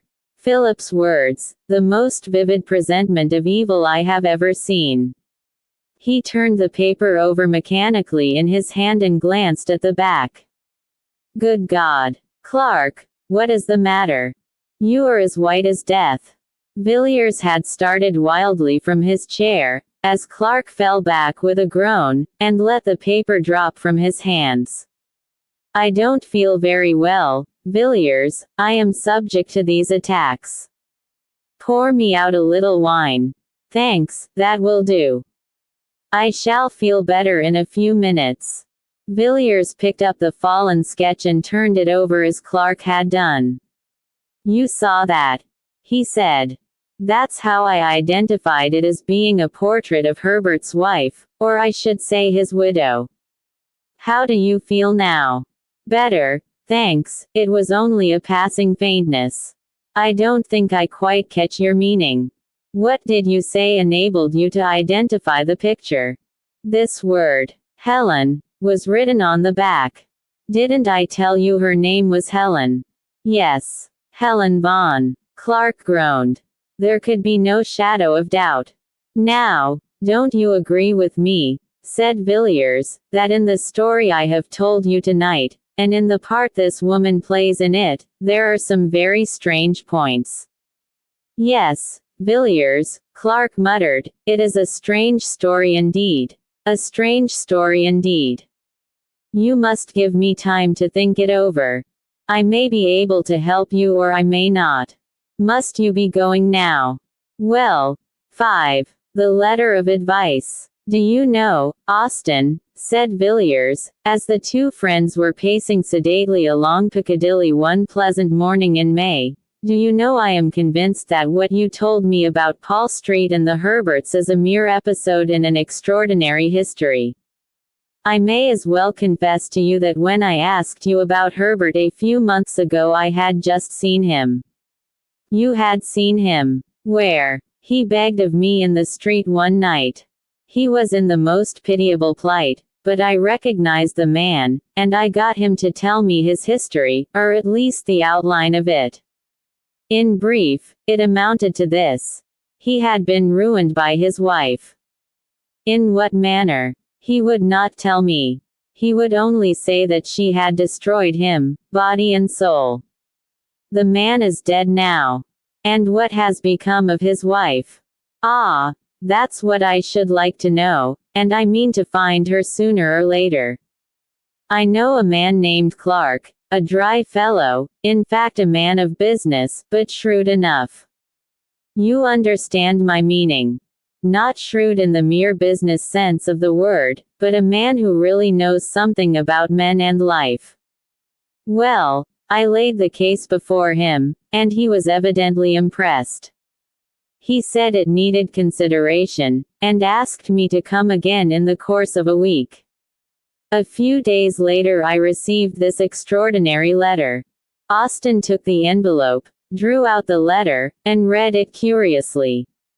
It ran as follows. My dear Villiers, I have thought over the matter on which you consulted me the other night, and my advice to you is this. Throw the portrait into the fire, blot out the story from your mind. Never give it another thought, Villiers, or you will be sorry. You will think, no doubt, that I am in possession of some secret in the case, but I only know a little. I am like a traveler who has peered over an abyss, and has drawn back in terror. What I know is strange enough and horrible enough, but beyond my knowledge there are depths and horrors more frightful still, more incredible than any tale told of winter nights about the fire. I have resolved, and nothing shall shake that resolve, to explore no whit farther, and if you value your happiness you will make the same determination. Come and see me by all means. But we will talk on more cheerful topics than this. Austin folded the letter methodically, and returned it to Villiers. It is certainly an extraordinary letter, he said. What does he mean by the portrait? Ah, I forgot to tell you I have been to Paul Street and have made a discovery. Villiers told his story as he had told it to Clark, and Austin listened in silence. He seemed puzzled. How very curious that you should experience such an unpleasant sensation in that room, he said at length. I hardly gather that it was a mere matter of the imagination. A feeling of repulsion, in short. No, it was more physical than mental. It was as if I were inhaling at every breath some deadly fume, which seemed to penetrate to every nerve and bone and sinew of my body. I felt racked from head to foot. My eyes began to grow dim. It was like the entrance of death. Yes, yes, very strange certainly. You see, your friend confesses that there is some very black story connected with this woman. Did you notice any particular emotion in him when you were telling your tale? Yes, I did. He became very faint, but he assured me that it was a mere passing attack to which he was subject. Did you believe him? 31. I did at the time, but I don't now. He heard what I had to say with a good deal of indifference, till I showed him the portrait. It was then that he was seized with the attack of which I spoke. He looked ghastly, I assure you. Then he must have seen the woman before. But there might be another explanation. It might have been the name, and not the face, which was familiar to him. What do you think? I couldn't say. To the best of my belief, it was after turning the portrait in his hands that he nearly dropped from the chair. The name, you know, was written on the back. Quite so. After all, it is impossible to come to any resolution in a case like this. I hate melodrama, and nothing strikes me as more commonplace and tedious than the ordinary ghost story of commerce. But really, Villiers, it looks as if there were something very queer at the bottom of all this. The two men had, without noticing it, turned up Ashley Street, leading northward from Piccadilly. It was a long street, and rather a gloomy one, but here and there a brighter taste had illuminated the dark houses with flowers, and gay curtains, and a cheerful paint on the doors. Villiers glanced up as Austin stopped speaking, and looked at one of these houses. Geraniums, red and white, drooped from every sill, and daffodil-colored curtains were draped back from each window. "It looks cheerful, doesn't it?" he said. "Yes, and the inside is still more cheery. One of the pleasantest houses of the season, so I have heard. I haven't been there myself, but I've met several men who have, and they tell me it is uncommonly jovial."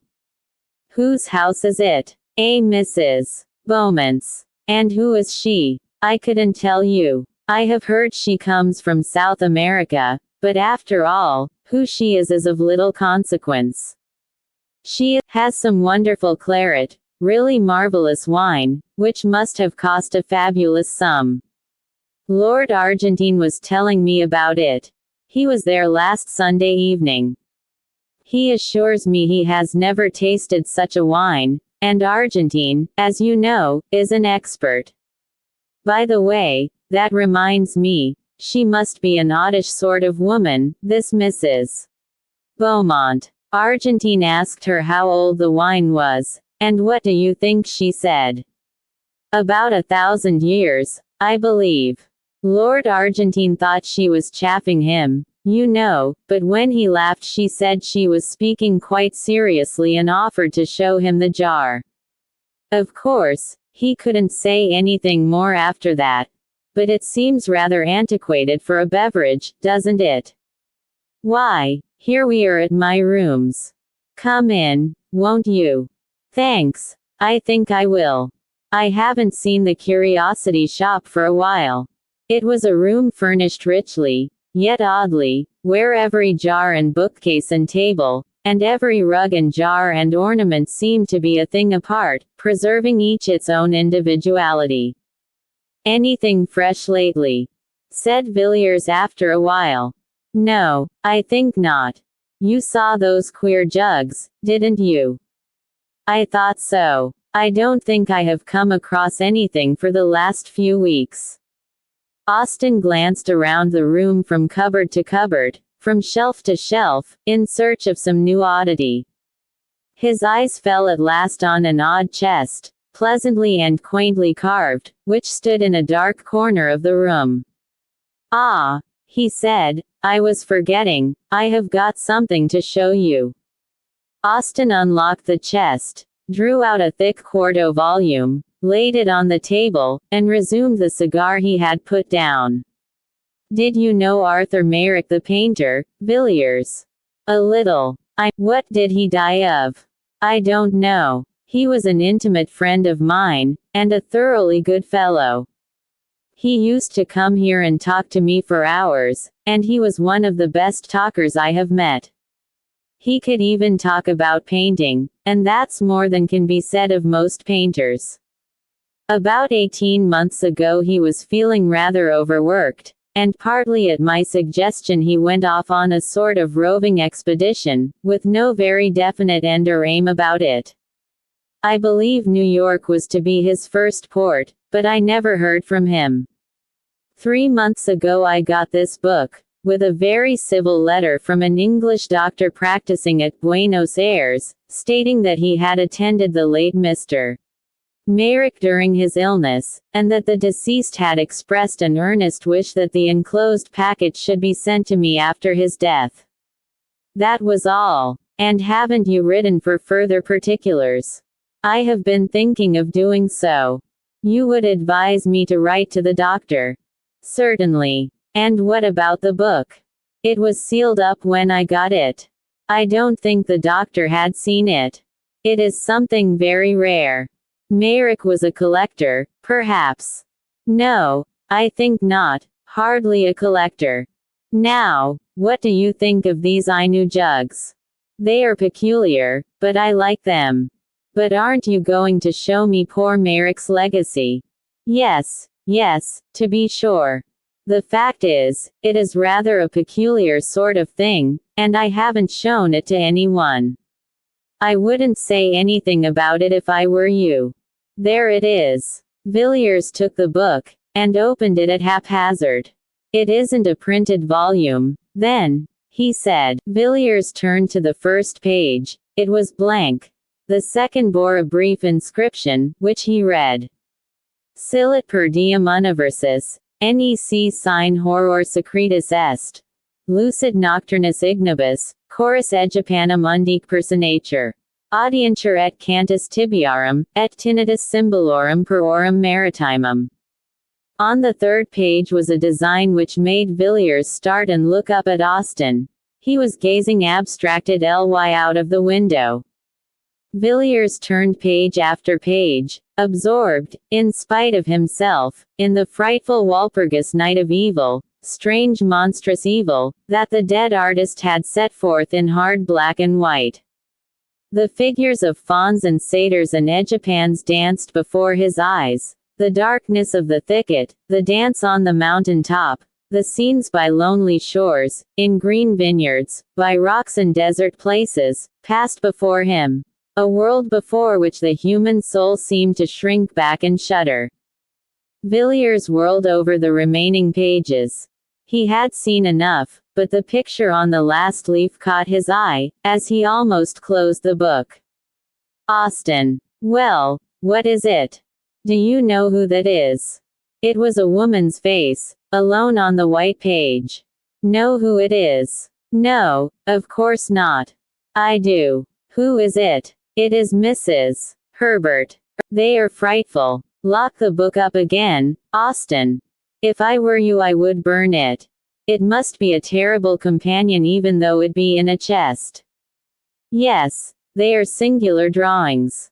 But I wonder what connection there could be between Merrick and Mrs.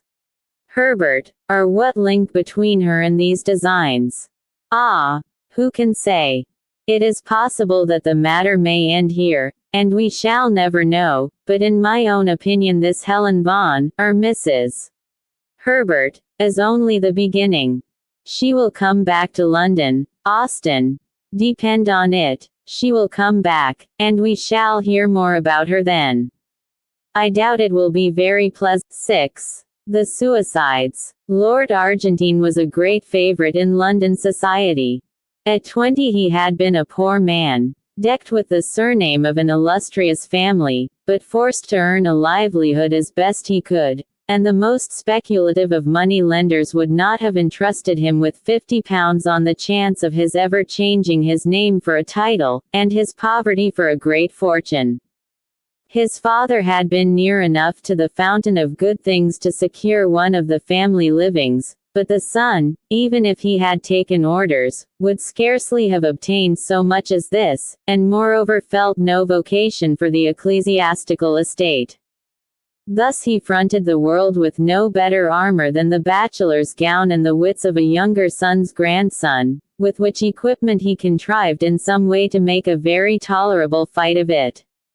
At 25 Mr. Charles Aubernon saw himself still a man of struggles and of warfare with the world, but out of the 7 who stood before him in the high places of his family 3 only remained. These 3, however, were good lives, but yet not proof against the Zulu assegais and typhoid fever, and so one morning Aubernon woke up and found himself Lord Argentine, a man of 30 who had faced the difficulties of existence, and had conquered.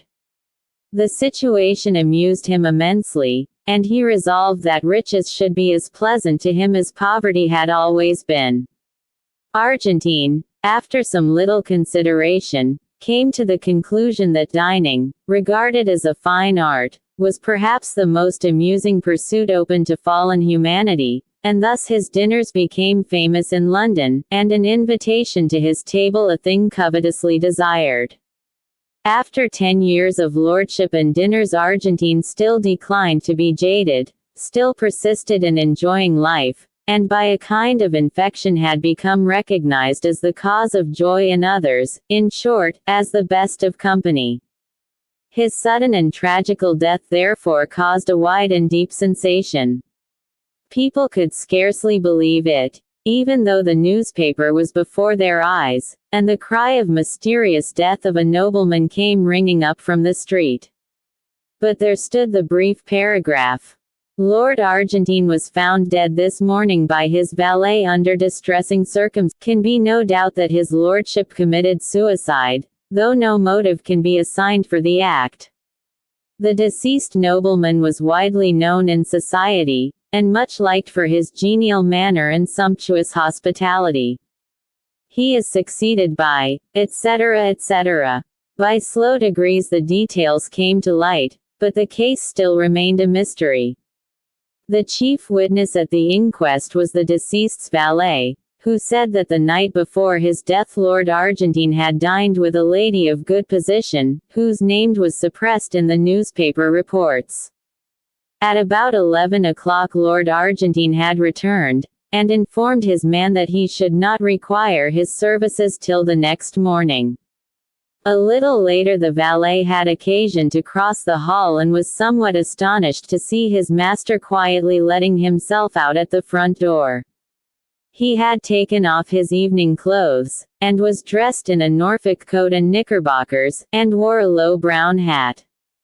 The valet had no reason to suppose that Lord Argentine had seen him, and though his master rarely kept late hours, thought little of the occurrence till the next morning, when he knocked at the bedroom door at 8:45 as usual. He received no answer, and, after knocking 2 or 3 times, entered the room, and saw Lord Argentine's body leaning forward at an angle from the bottom of the bed. He found that his master had tied a cord securely to one of the short bedposts, and, after making a running noose and slipping it round his neck, the unfortunate man must have resolutely fallen forward, to die by slow strangulation. He was dressed in the light suit in which the valet had seen him go out, and the doctor who was summoned pronounced that life had been extinct for more than 4 hours. All papers, letters, and so forth seemed in perfect order, and nothing was discovered which pointed in the most remote way to any scandal either great or small. Here the evidence ended. Nothing more could be discovered. Several persons had been present at the dinner party at which Lord Augustine had assisted, and to all these he seemed in his usual genial spirits. The valet, indeed, said he thought his master appeared a little excited when he came home, but confessed that the alteration in his manner was very slight, hardly noticeable, indeed. It seemed hopeless to seek for any clue, and the suggestion that Lord Argentine had been it was otherwise, however, when within 3 weeks, 3 more gentlemen, one of them a nobleman, and the 2 others men of good position and ample means, perished miserably in the almost precisely the same manner. Lord Swanley was found one morning in his dressing room, hanging from a peg affixed to the wall, and Mr. Collier, Stuart and Mr. Harries had chosen to die as Lord Argentine. There was no explanation in either case. A few bald facts. A living man in the evening, and a body with a black swollen face in the morning. The police had been forced to confess themselves powerless to arrest or to explain the sordid murders of Whitechapel. But before the horrible suicides of Piccadilly and Mayfair they were dumbfounded, for not even the mere ferocity which did duty as an explanation of the crimes of the East End, could be of service in the West. Each of these men who had resolved to die a tortured shameful death was rich, prosperous, and to all appearances in love with the world, and not the acutest research should ferret out any shadow of a lurking motive in either case. There was a horror in the air, and men looked at one another's faces when they met, each wondering whether the other was to be the victim of the fifth nameless tragedy. Journalists sought in vain for their scrapbooks for materials whereof to concoct reminiscent articles, and the morning paper was unfolded in many a house with a feeling of awe. No man knew when or where the next blow would light. A short while after the last of these terrible events, Austen came to see Mr. Villiers. He was curious to know whether Villiers had succeeded in discovering any fresh traces of Mrs. Herbert, either through Clark or by other sources, and he asked the question soon after he had sat down.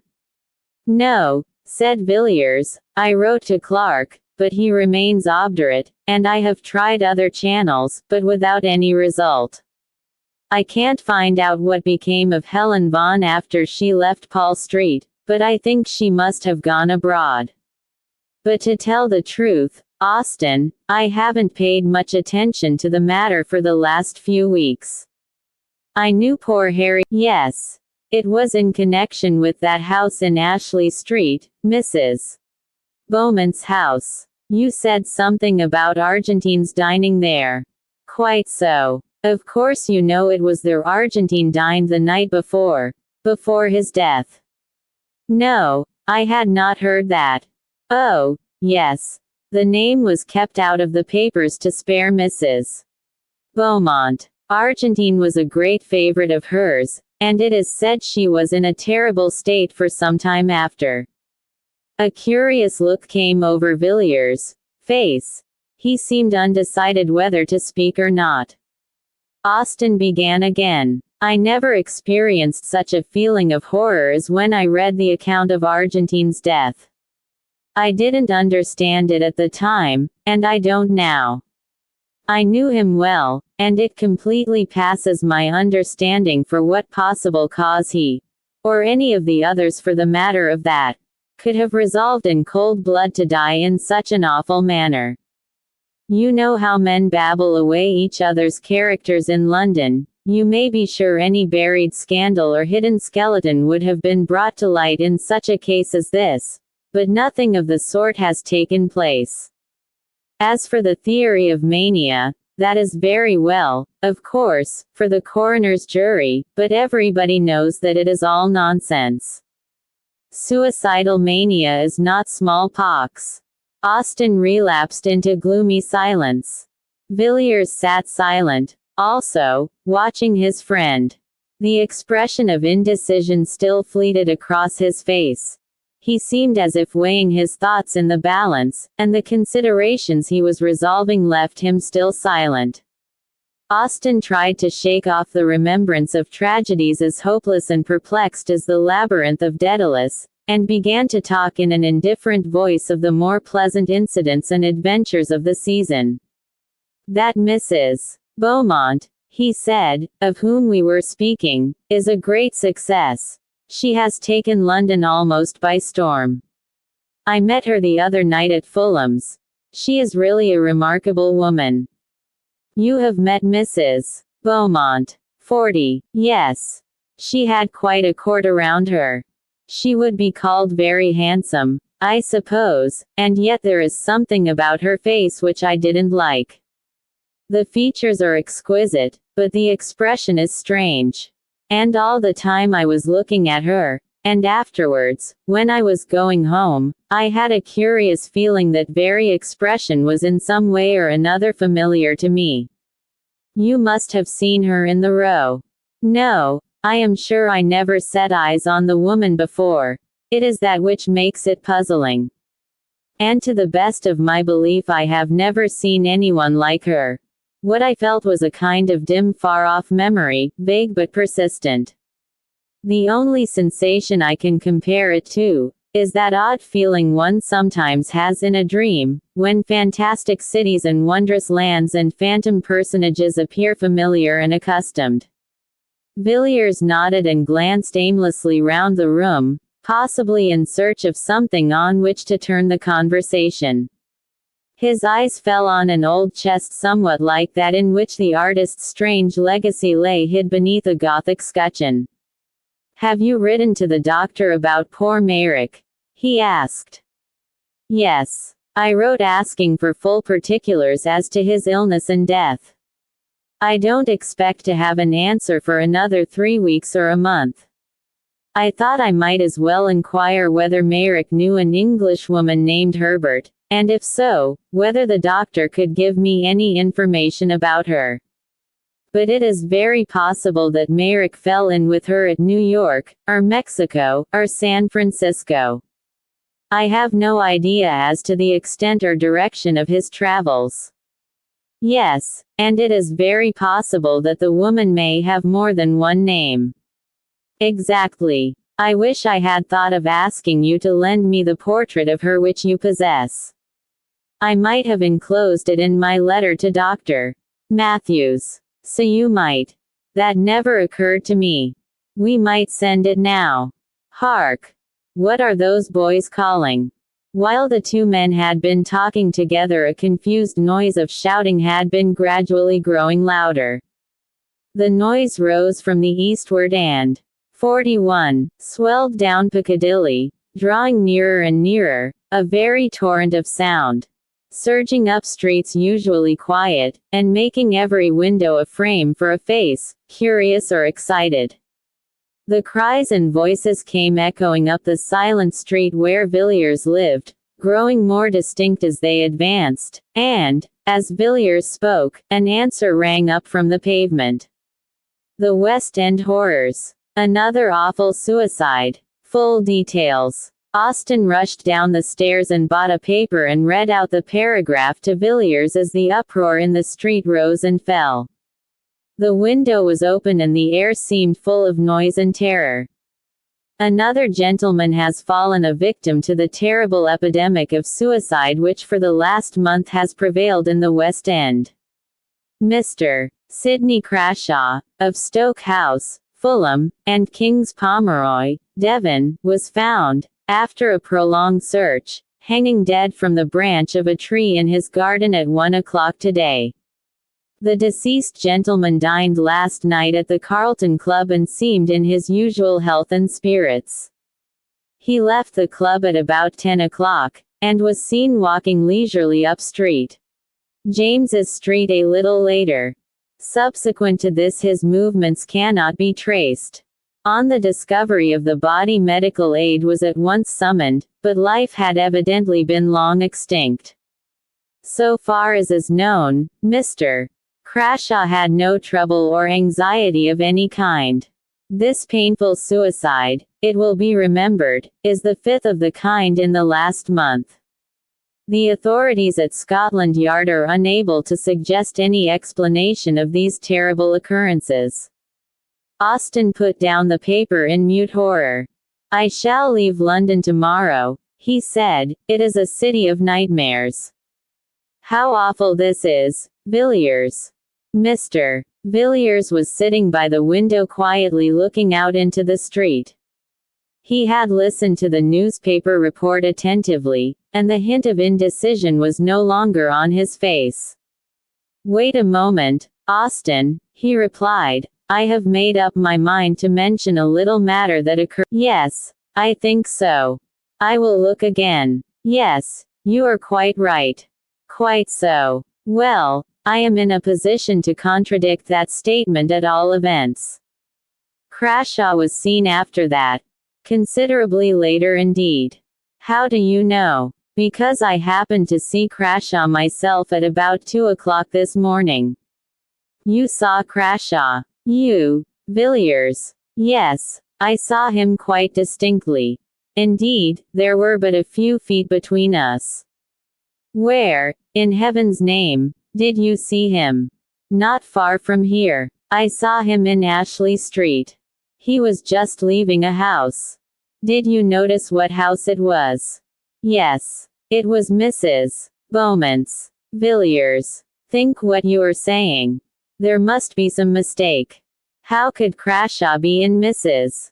Beaumont's house at 2 o'clock in the morning? Surely, you must have been dreaming, Villiers. You were always rather fanciful. No, I was wide awake enough. Even if I had been dreaming as you say, what I saw would have roused me effectually.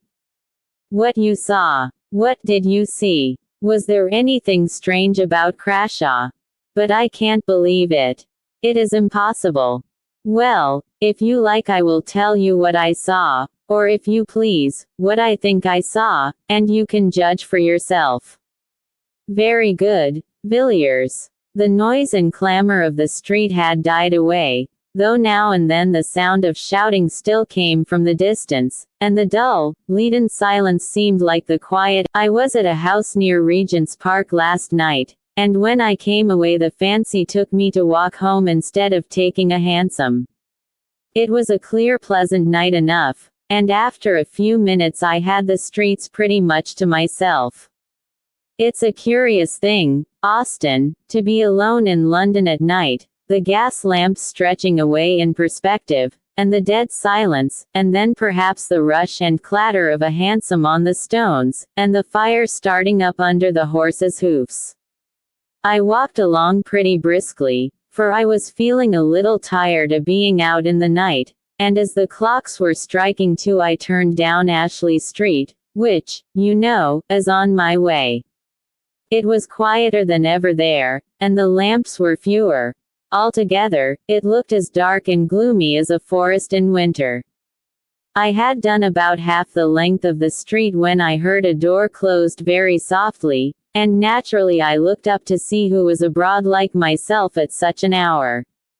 As it happens, there is a street lamp close to the house in question, and I saw a man standing on the step.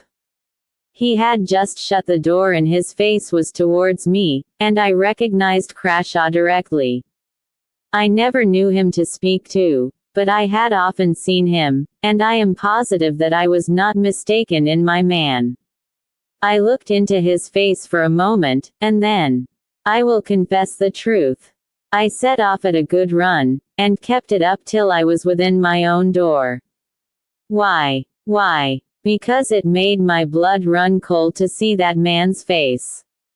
I could never have supposed that such an infernal medley of passions could have glared out of any human eyes. I almost fainted as I looked. I knew I had looked into the eyes of a lost soul, Austin. The man's outward form remained, but all hell was within it. Furious lust, and hate that was like fire, and the loss of all hope and horror that seemed to shriek aloud to the night, though his teeth were shut, and the utter blackness of despair. I am sure that he did not see me. He saw nothing that you or I can see, but what he saw I hope we never shall. I do not know when he died. I suppose in an hour, or perhaps 2, but when I passed down Ashley Street and heard the closing door, that man no longer belonged to this world. It was a devil's face I looked upon. There was an interval of silence in the room when Austin had bent his head at the close of the story, and his hand covered his eyes. What can it mean? He said at length. Who knows, Austin, who knows? It's a black business, but I think we had better keep it to ourselves, for the present at any rate. I will see if I cannot learn anything about that house through private channels of information, and if I do light upon anything I will let you know. 7. The encounter in Soho. 3 weeks later Austin received a note from Villiers, asking him to call either that afternoon or the next. He chose the nearer date, and found Villiers sitting as usual by the window, apparently lost in meditation on the drowsy traffic of the street. There was a bamboo table by his side, a fantastic thing, enriched with gilding and queer painted scenes, and on it lay a little pile of papers arranged and docketed as neatly as anything in Mr. Clark's office. Well, Villiers, have you made any discoveries in the last 3 weeks? I think so. I have here 1 or 2 memoranda which struck me as singular, and there is a statement to which I shall call your attention. And these documents relate to Mrs. Beaumont. It was really Crashaw whom you saw that night standing on the doorstep of the house in Ashley Street. As to that matter my belief remains unchanged, but neither my inquiries nor their results have any special relation to Crashaw. But my investigations have had a strange issue. I have found out who Mrs. Beaumont is. Who is she? In what way do you mean? I mean that you and I know her better under another name. What name is that? Herbert. Herbert. Austin repeated the word, dazed with astonishment. Yes, Mrs. Herbert of Paul Street, Helen Vaughan of earlier adventures unknown to me. You had reason to recognize the expression of her face. When you go home look at the face in Mayrick's Book of Horrors, and you will know the sources of your recollection. And you have proof of this. 46. Yes, the best of proof. I have seen Mrs. Beaumont, or shall we say Mrs. Herbert. Where did you see her? Hardly in a place where you would expect to see a lady who lives in Ashley Street, Piccadilly. I saw her entering a house in one of the meanest and most disreputable streets in Soho. In fact, I had made an appointment, though not with her, and she was precise to both time and place. All this seems very wonderful, but I cannot call it incredible.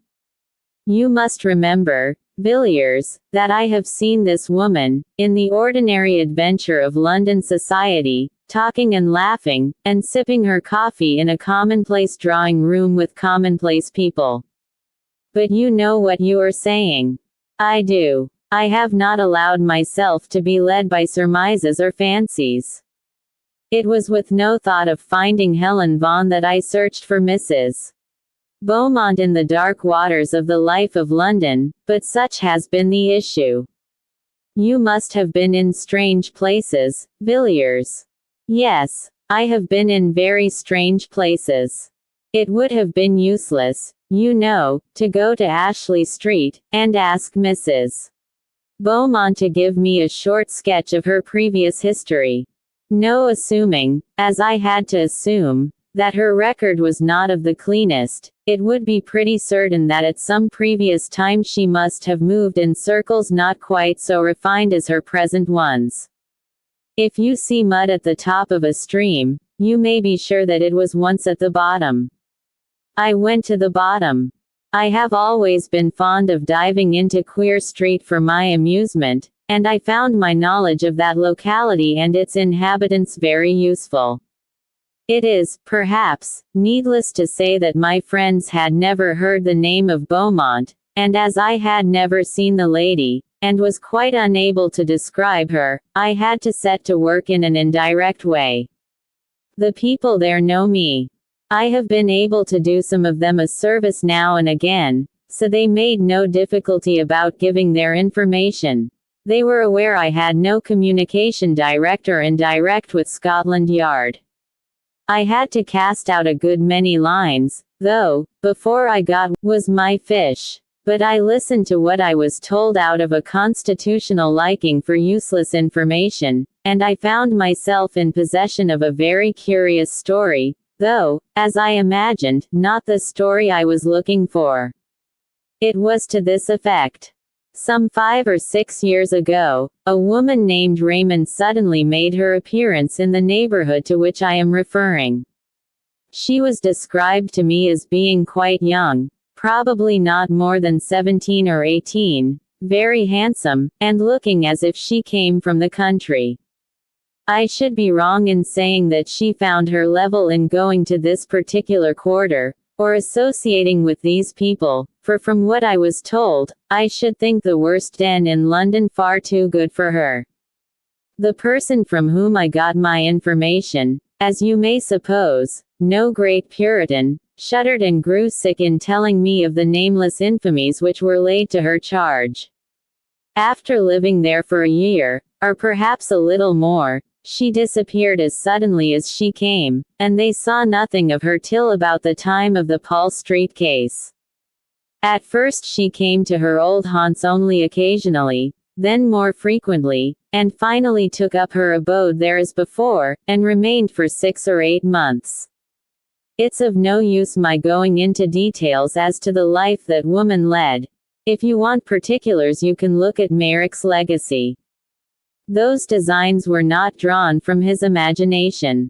She again disappeared, and the people of the place saw nothing of her till a few months ago. My informant told me that she had taken some rooms in a house which he pointed out, and these rooms she was in the habit of visiting 2 or 3 times a week and always at 10 in the morning. I was led to expect that one of these visits would be paid on a certain day about a week ago, and I accordingly managed to be on the lookout in company with my cicerone at 9:45, and the hour and the lady came with equal punctuality. My friend and I were standing under an archway, a little way back from the street, but she saw us, and gave me a glance that I shall be long in forgetting. That look was quite enough for me. I knew Miss Raymond to be Mrs. Herbert. As for Mrs. Beaumont, she had quite gone out of my head. She went into the house, and I watched it till 4 o'clock, when she came out, and then I followed her. It was a long chase, and I had to be very careful to keep a long way in the background, and yet not lose sight of the woman. She took me down to the Strand, and then to Westminster, and then up James's Street, and along her turn up Ashley Street. The thought that Mrs. Herbert was Mrs. Beaumont came into my mind, but it seemed too impossible to be true. I waited at the corner, keeping my eye on her all the time, and I took particular care to note the house at which she stopped. It was the house with the gay curtains, the home of flowers, the house out of which Crashaw came the night he hanged himself in his garden. I was just going away with my discovery, when I saw an empty carriage come round and draw up in front of the house, and I came to the conclusion that Mrs. Herbert was going out for a drive, and I was right. There, as it happened, I met a man I know, and we stood talking together a little distance from the carriage-way, to which I had my back. We had not been there for 10 minutes when my friend took off his hat, and I glanced round and saw the lady I had been following all day. "Who is that?" I said, and his answer was, "Mrs. Beaumont. Lives in Ashley Street." Of course there could be no doubt after that. I don't know whether she saw me, but I don't think she did. I went home at once, and, on consideration, I thought that I had a sufficiently good case with which to go to Clark. Why to Clark? Because I am sure that Clark is in possession of facts about this woman, facts of which I know nothing. Well, what then? Mr. Villiers leaned back in his chair and looked reflectively at Austin for a moment before he answered. My idea was that Clark and I should call on Mrs. Beaumont. You would never go into such a house as that. No, Villiers, you cannot do it. Besides, consider. What result? I will tell you soon. But I was going to say that my information does not end here. It has been completed in an extraordinary manner. Look at this neat little packet of manuscript. It is paginated, you see, and I have indulged in the civil coquetry of a ribbon of red tape. It has almost a legal air. Entertainment Mrs. Beaumont provided for her choicer guests. The man who wrote this escaped with his life, but I do not think he will live many years. The doctors tell him he must have sustained some severe shock to the nerves. Austen took the manuscript, but never read it. Opening the neat pages at haphazard, his eye was caught by a word and a phrase that followed it. And, sick at heart, with white lips and a cold sweat pouring like water from his temples, he flung the paper down. Take it away, Villiers, never speak of this again. Are you made of stone, man? Why, the dread and horror of death itself, the thoughts of the man who stands in the keen morning air on the black platform, bound, the bell tolling in his ears, and waits for the harsh rattle of the bolt, are as nothing compared to this. I will not read it. I should never sleep again. Very good. I can fancy what you saw. Yes. It is horrible enough. But after all, it is an old story, an old mystery played in our day, and in dim London streets instead of amidst the vineyards and the olive gardens. We know what happened to those who chanced to meet the great god Pan, and those who are wise know that all symbols are symbols of something, not of nothing. It was, indeed, an exquisite symbol beneath which men long ago veiled their knowledge of the most awful, most secret forces which lie at the heart of all things. Forces before which the souls of men must wither and die and blacken, as their bodies blacken under the electric current. Such forces cannot be named, cannot be spoken, cannot be imagined except under a veil and a symbol to the most of us appearing a quaint, poetic fancy, to some a foolish tale.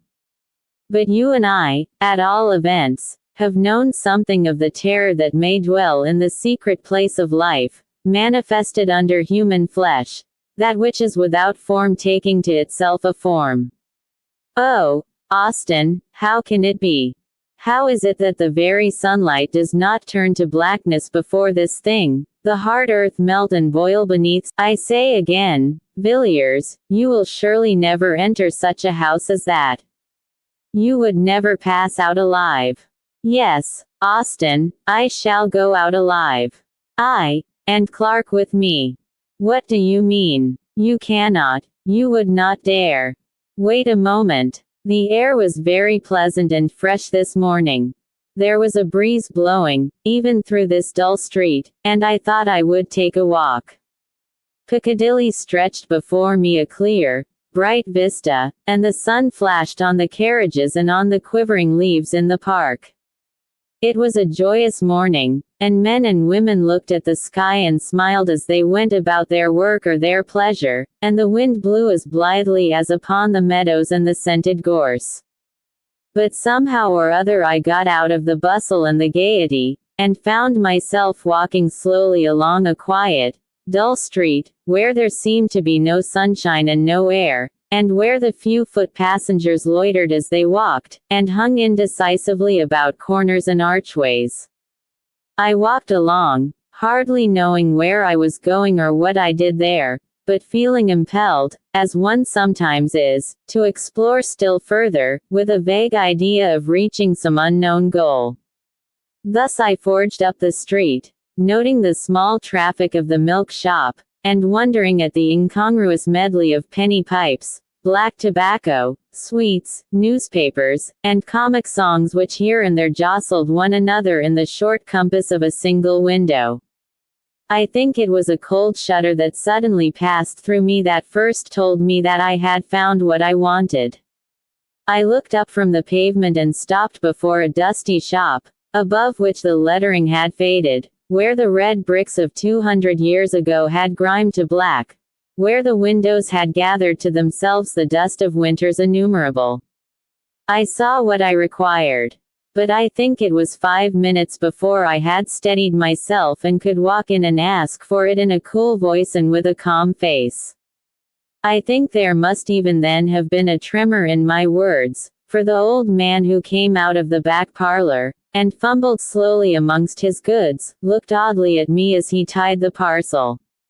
I paid what he asked, and stood leaning by the counter, with a strange reluctance to take up my goods and go. I asked about the business, and learned that trade was bad and the profits cut down sadly. But then the street was not what it was before traffic had been diverted, but that was done. 51. 40 years ago, just before my father died, he said. I got away at last, and walked along sharply. It was a dismal street indeed, and I was glad to return to the bustle and the noise. Would you like to see my purchase? Austin said nothing, but nodded his head slightly. He still looked white and sick. Villiers pulled out a drawer in the bamboo table, and showed Austin a long coil of cord, hard and new, and at one end was a running noose. It is the best hempen cord, said Villiers, just as it used to be made for the old trade, the man told me. Not an inch of jute from end to end. Austin set his teeth hard, and stared at Villiers, growing whiter as he looked. You would not do it, he murmured at last. You would not have blood on your hands. My God! He exclaimed, with sudden vehemence, you cannot mean this, Villiers, that you will make yourself a hangman. No, I shall offer a choice, and leave Helen Vaughn alone with this cord in a locked room for 15 minutes. If when we go in it is not done, I shall call the nearest policeman. That is all. I must go now. I cannot stay here any longer. I cannot bear this. Good night. Good night, Austin. The door shut, but in a moment it was open again, and Austin stood, white and ghastly, in the entrance. I was forgetting, he said, that I too have something to tell. I have received a letter from Dr. Harding of Buenos Aires. He says that he attended Merrick for 3 weeks before his death. And does he say what carried him off in the prime of life? It was not fever. No, it was not fever. According to the doctor, it was an utter collapse of the whole system, probably caused by some severe shock. But he states, yes. Dr. Harding ends his letter by saying, I think this is all the information I can give you about your poor friend.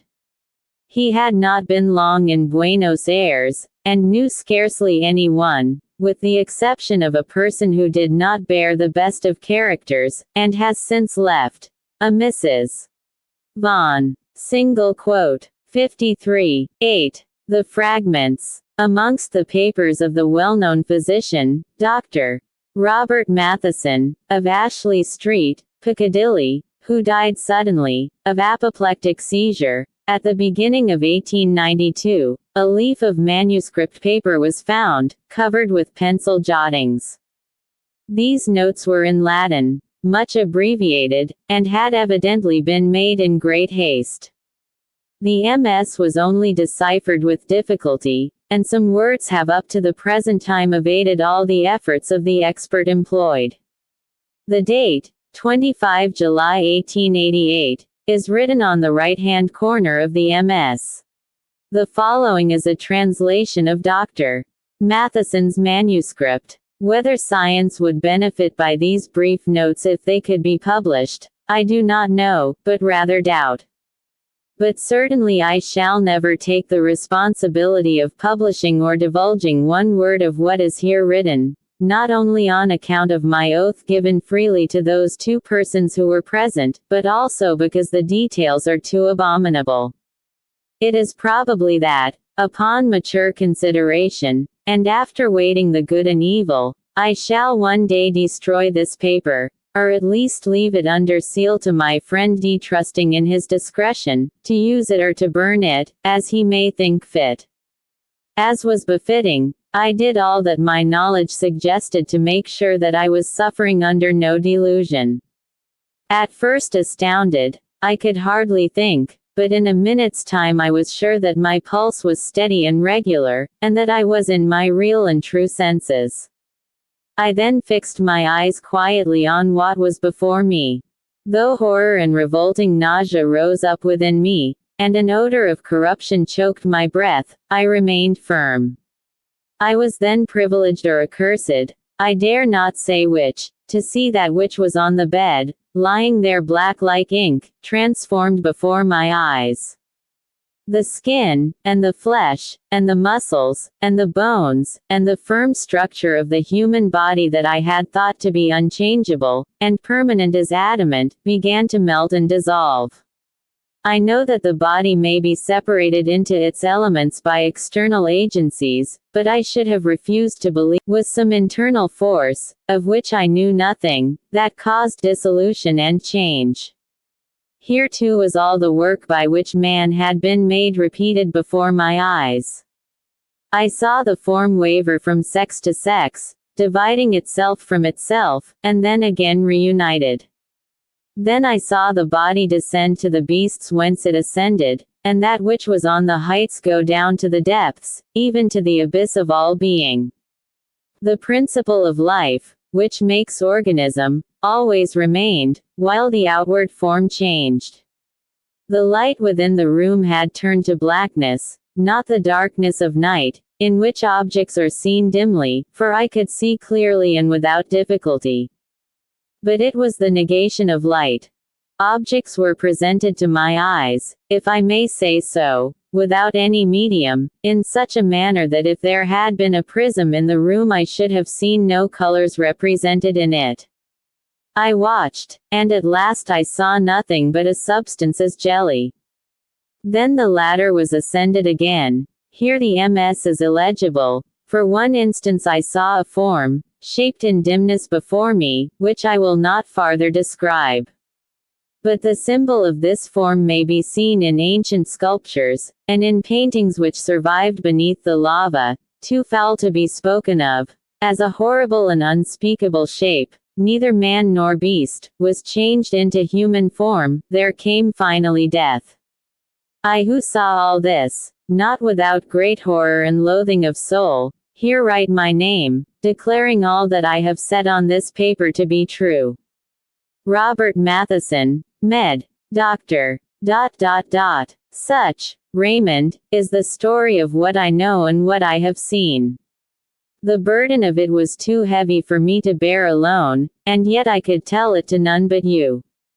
Villiers, who was with me at the last, knows nothing of that awful secret of the wood, of how what we both saw die, lay upon the smooth, sweet turf amidst the summer flowers, half in sun and half in shadow, and holding the girl Rachel's hand, called and summoned those companions, and shaped in solid form, upon the earth we tread upon, the horror which we can but hint at, with a blow upon my heart, when I saw the portrait, which filled the cup of terror at the end.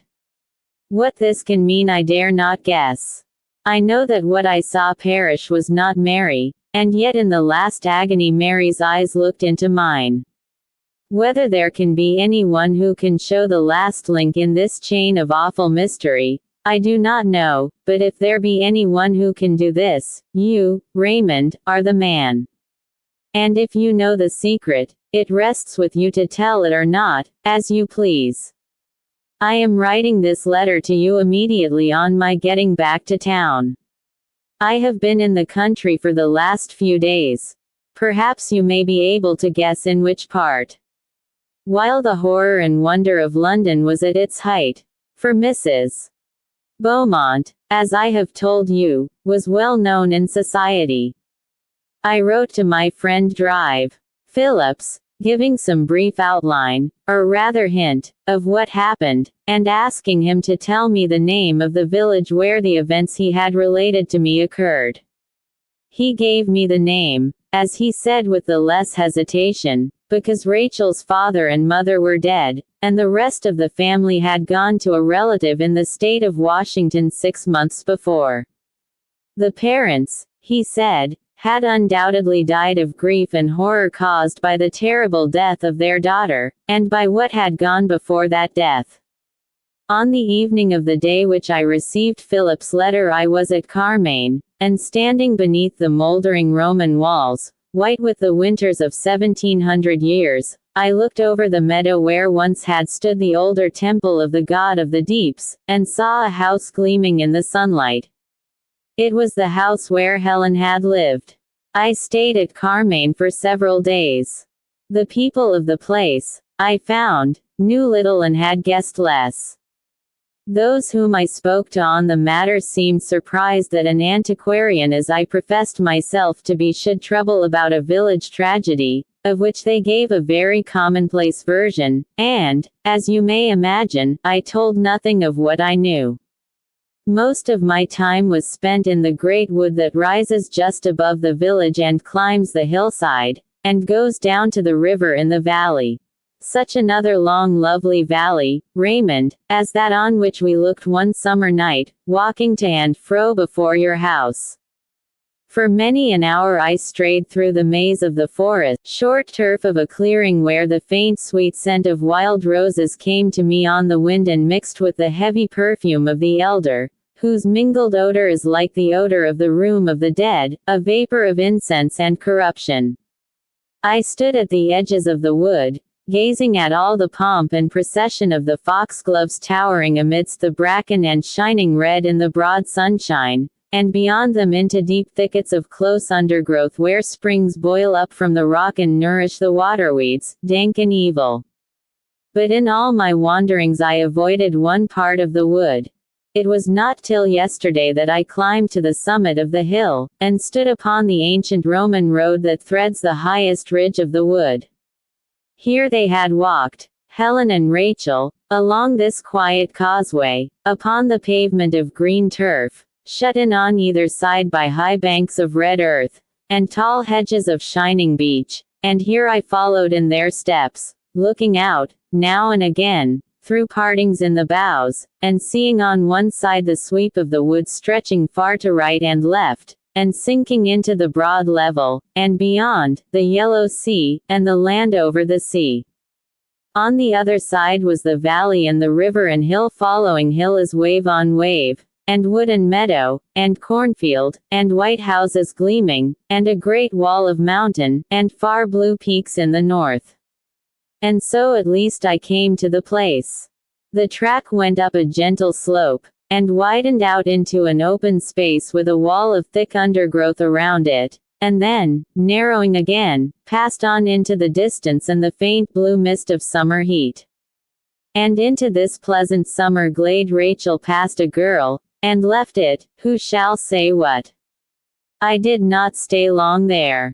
In a small town near Carmane there is a museum, containing for the most part Roman remains which have been found in the neighborhood at various times.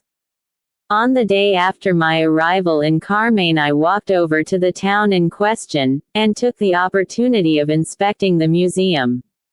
After I had seen most of the sculptured stones, the coffins, rings, coins, and fragments of tessellated pavement which the place contains, I was shown a small square pillar of white stone, which had been recently discovered in the wood of which I have been speaking, and, as I found on inquiry, in that open space where the Roman road broadens out.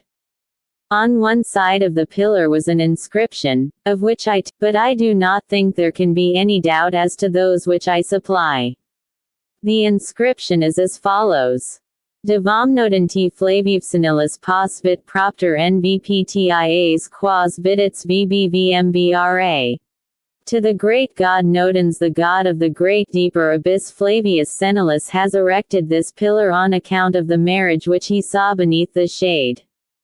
The custodian of the museum informed me that local antiquaries were much puzzled, not by the inscription, or by any difficulty in translating it, but as to the circumstance or rite to which allusion is made. And now, my dear Clark, as to what you tell me about Helen Vaughan, whom you say you saw die under circumstances of the utmost and almost incredible horror. I was interested in your account, but a good deal, nay all, of what you told me I knew already. I can understand the strange likeness you remarked in both the portrait and in the actual face. You have seen Helen's mother. You remember that still summer night so many years ago, when I talk to you of the world beyond the shadows, and of the god Pan. You remember Mary. She was the mother of Helen Vaughn, who was born 9 months after that night. Mary never recovered her reason. She lay, as you saw her, all the while upon her bed, and a few days after the child was born she died.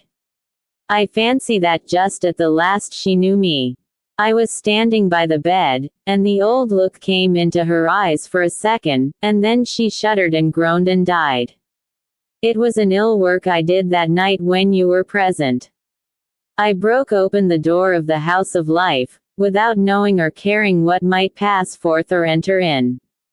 I recollect your telling me at the time, sharply enough, and rightly too, in one sense, that I had ruined the reason of a human being by a foolish experiment, based on an absurd theory. You did well to blame me, but my theory was not all absurdity. What I said Mary would see she saw, but I forgot that no human eyes can look on such a sight with impunity. And I forgot, there may enter in that for which we have no name, and human flesh may become the veil of a horror one dare not express. I played with energies which I did not understand. You have seen the ending of it. Helen Vaughn did well to bind the cord about her neck and die, though the death was horrible. The blackened face, the hideous form upon the bed, changing and melting before your eyes from woman to man, from man to beast, and from beast to worse than beast, all the strange horror that you witness, surprises me but little. What you say the doctor whom you sent for saw and shuddered at I noticed long ago. I knew what I had done the moment the child was born, and when it was scarcely 5 years old I surprised it, not once or twice but several times with a playmate, you may guess of what kind. It was for me a constant, an incarnate horror, and after a few years I felt I could bear it no more, and I sent Helen Vaughn away. You know now what frightened the boy in the wood. The rest of the strange story, and all else that you tell me, as discovered by your friend, I have contrived